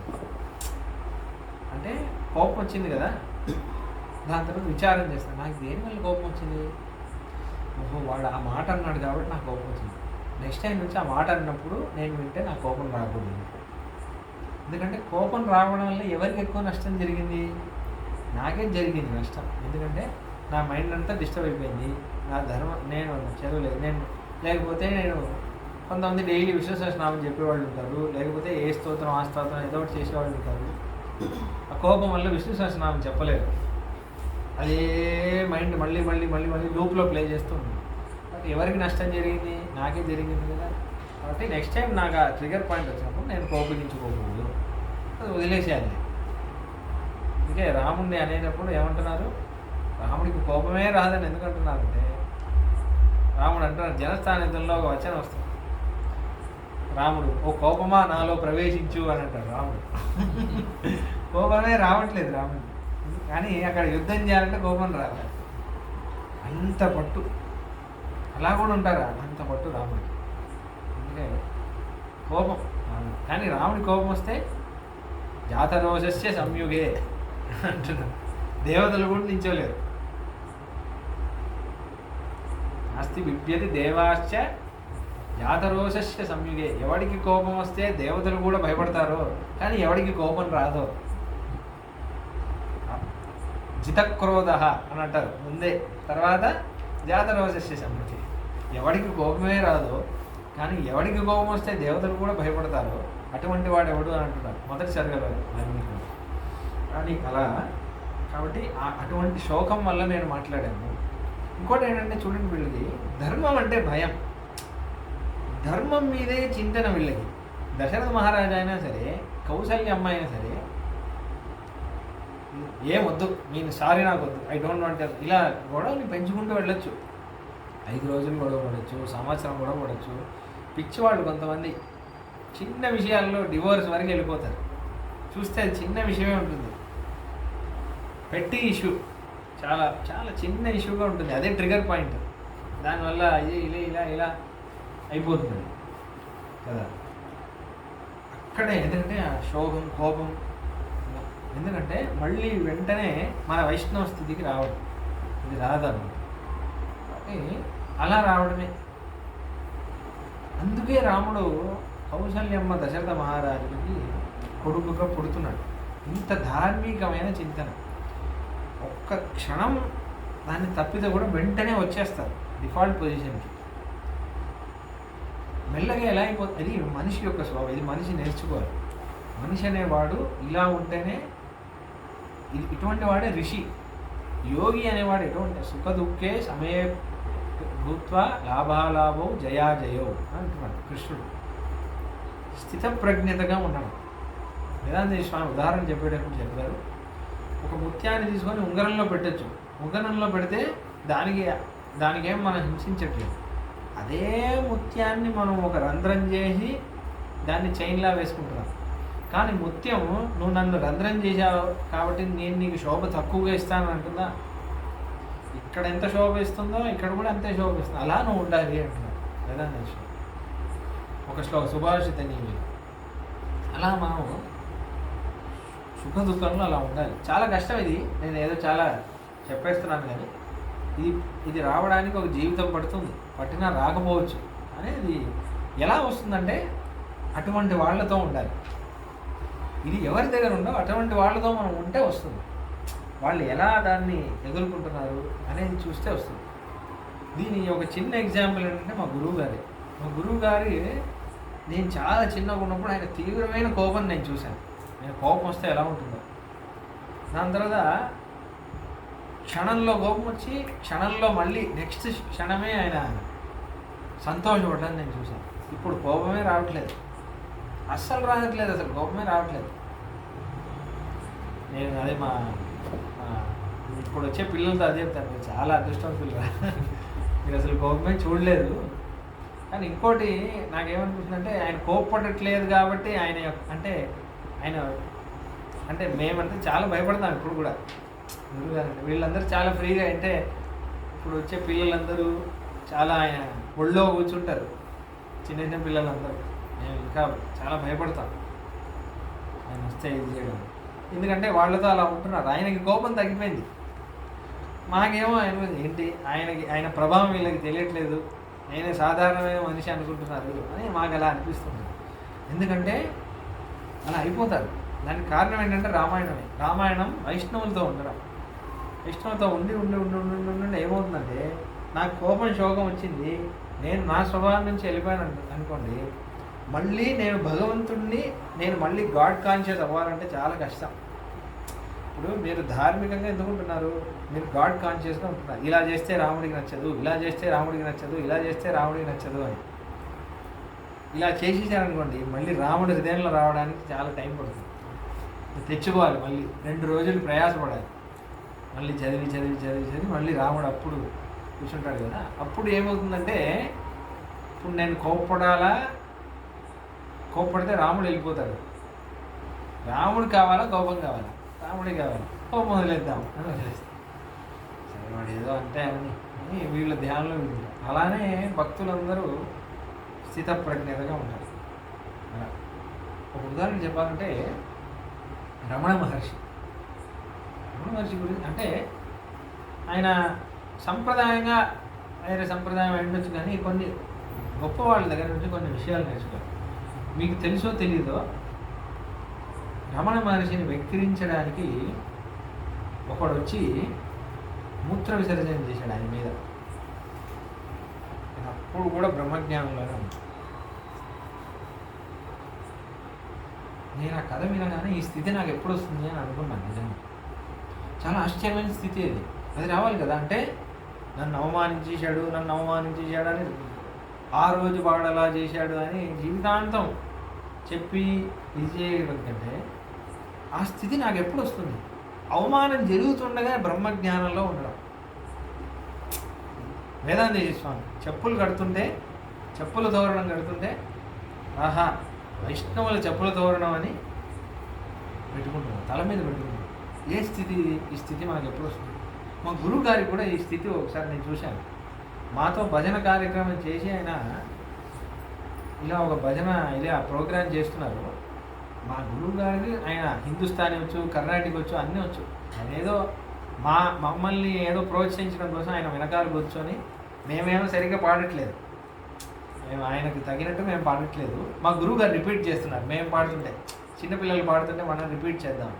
ఒక ఆయన ఏమనుకుంటారంటే, సభలో ఈయనకి పాడడానికి రాదు అనుకోండి, సభలో కూర్చొని ఇలా పాడకూడదు, మీరు సరిగా పాడట్లేదని స్టేజ్లో 200 మంది ఉండగా స్టేజ్లో వచ్చి కూర్చొని అక్కడికక్కడ నేర్పిస్తున్నారు మా గురువుగారికి.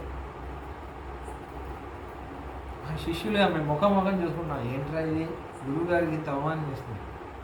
గురువుగారు అంటే అడిగాను, సరే ఇలా చెప్పేసి ఎంత భాగ్యం, అంత పెద్దవారు వచ్చి దాసుని ఇది చేశారు. ఆశ్చర్యంగా ఉంది. ఏం స్థితి అది అంటే, ఏదో సభలో అలానే కాదు, నిజంగా తర్వాత కూడా అలానే ఉన్నారు. ఆశ్చర్యమైన స్థితి అది, ధార్మికుల స్థితి అది. అందుకే భగవంతుడు వాళ్ళతోనే ఉంటాడు ఆ స్థితి. రాముడు కూడా అటువంటి స్థితి. కాబట్టి అలా అటువంటి స్థితిలో కౌశల్యం చూడండి, వెంటనే మార్చుకొని, శోకం అనేది చాలా పెద్ద శత్రువు. కాబట్టి ఏమంటుంది ఇక్కడ, నేను శోకానికి వశమైపోయి నీకు ఎదురుగా వెళ్ళకూడదు, మీరు నేను కలిసి శోకాన్ని ఎదుర్కొనాలి. మీరు నేను కలిసి శోకాన్ని ఎదుర్కోవాలి, ఇది లక్ష్యం.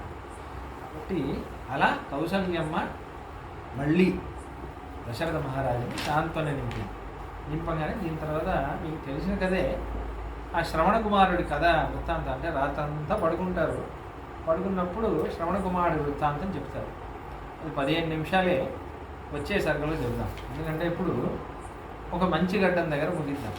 ఎందుకంటే మళ్ళీ దశరథ స్వామి మరణించారు అనే దగ్గర ముగించుకున్నాం.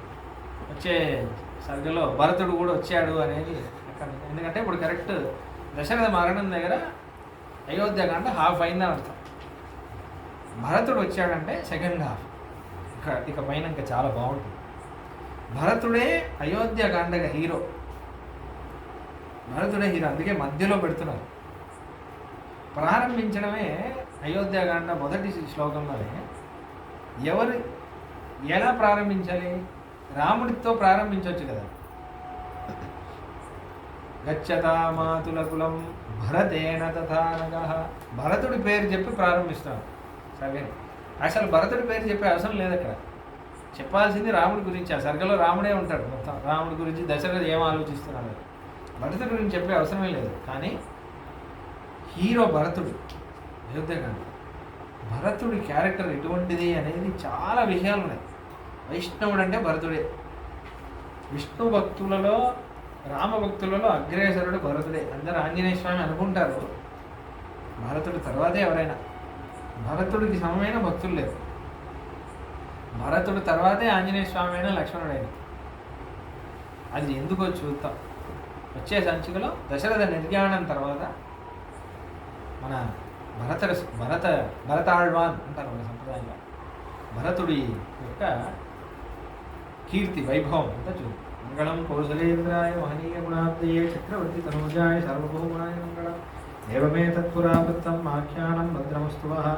ప్రవ్యాహృత విశ్రబ్ధం బలం విష్ణో ప్రవర్ధతాం. లాభస్తేషాం జ్యేష్ఠేషాం తస్తేషాం పరాభవః. येषामिन्दीवरश्यामो हृदये सुप्रतिष्ठितः. काले वर्षदुपर्जन्यः पृथिवी सस्यशालिनी. देशोऽयं क्षोभरहितो ब्राह्मणाः सन्तु निर्भयाः. कावेरी वर्धतां काले काले वर्षतु वासवः. श्रीरङ्गनाथो जयतु श्रीरङ्गश्रीश्च वर्धतां. चतुर्मुखेश्वरमुखैः पुत्रपौत्रादिशालिने. नमः सीतासमेताय रामाय गृहमेदिने. जयति इति राजसूक्तिः. जयति मुकुन्दस्य पादुकायुगली. तद्वैधनास्त्रिमे देवोऽन्यन्तो. जयति भूषन्तः कवितार्किकसिंहाय कल्याणगुणशालिने. श्रीमते वेङ्कटेशाय वेदान्तगुरवे नमः. स्वस्ति प्रजाभ्यः परिपालयन्तां न्यायेन मार्गेण महिमहेशाः. गोब्राह्मणेभ्यः शोभस्तु नित्यं. लोकाः समस्ताः सुखिनो भवन्तु. जय श्रीराम. जय श्रीराम.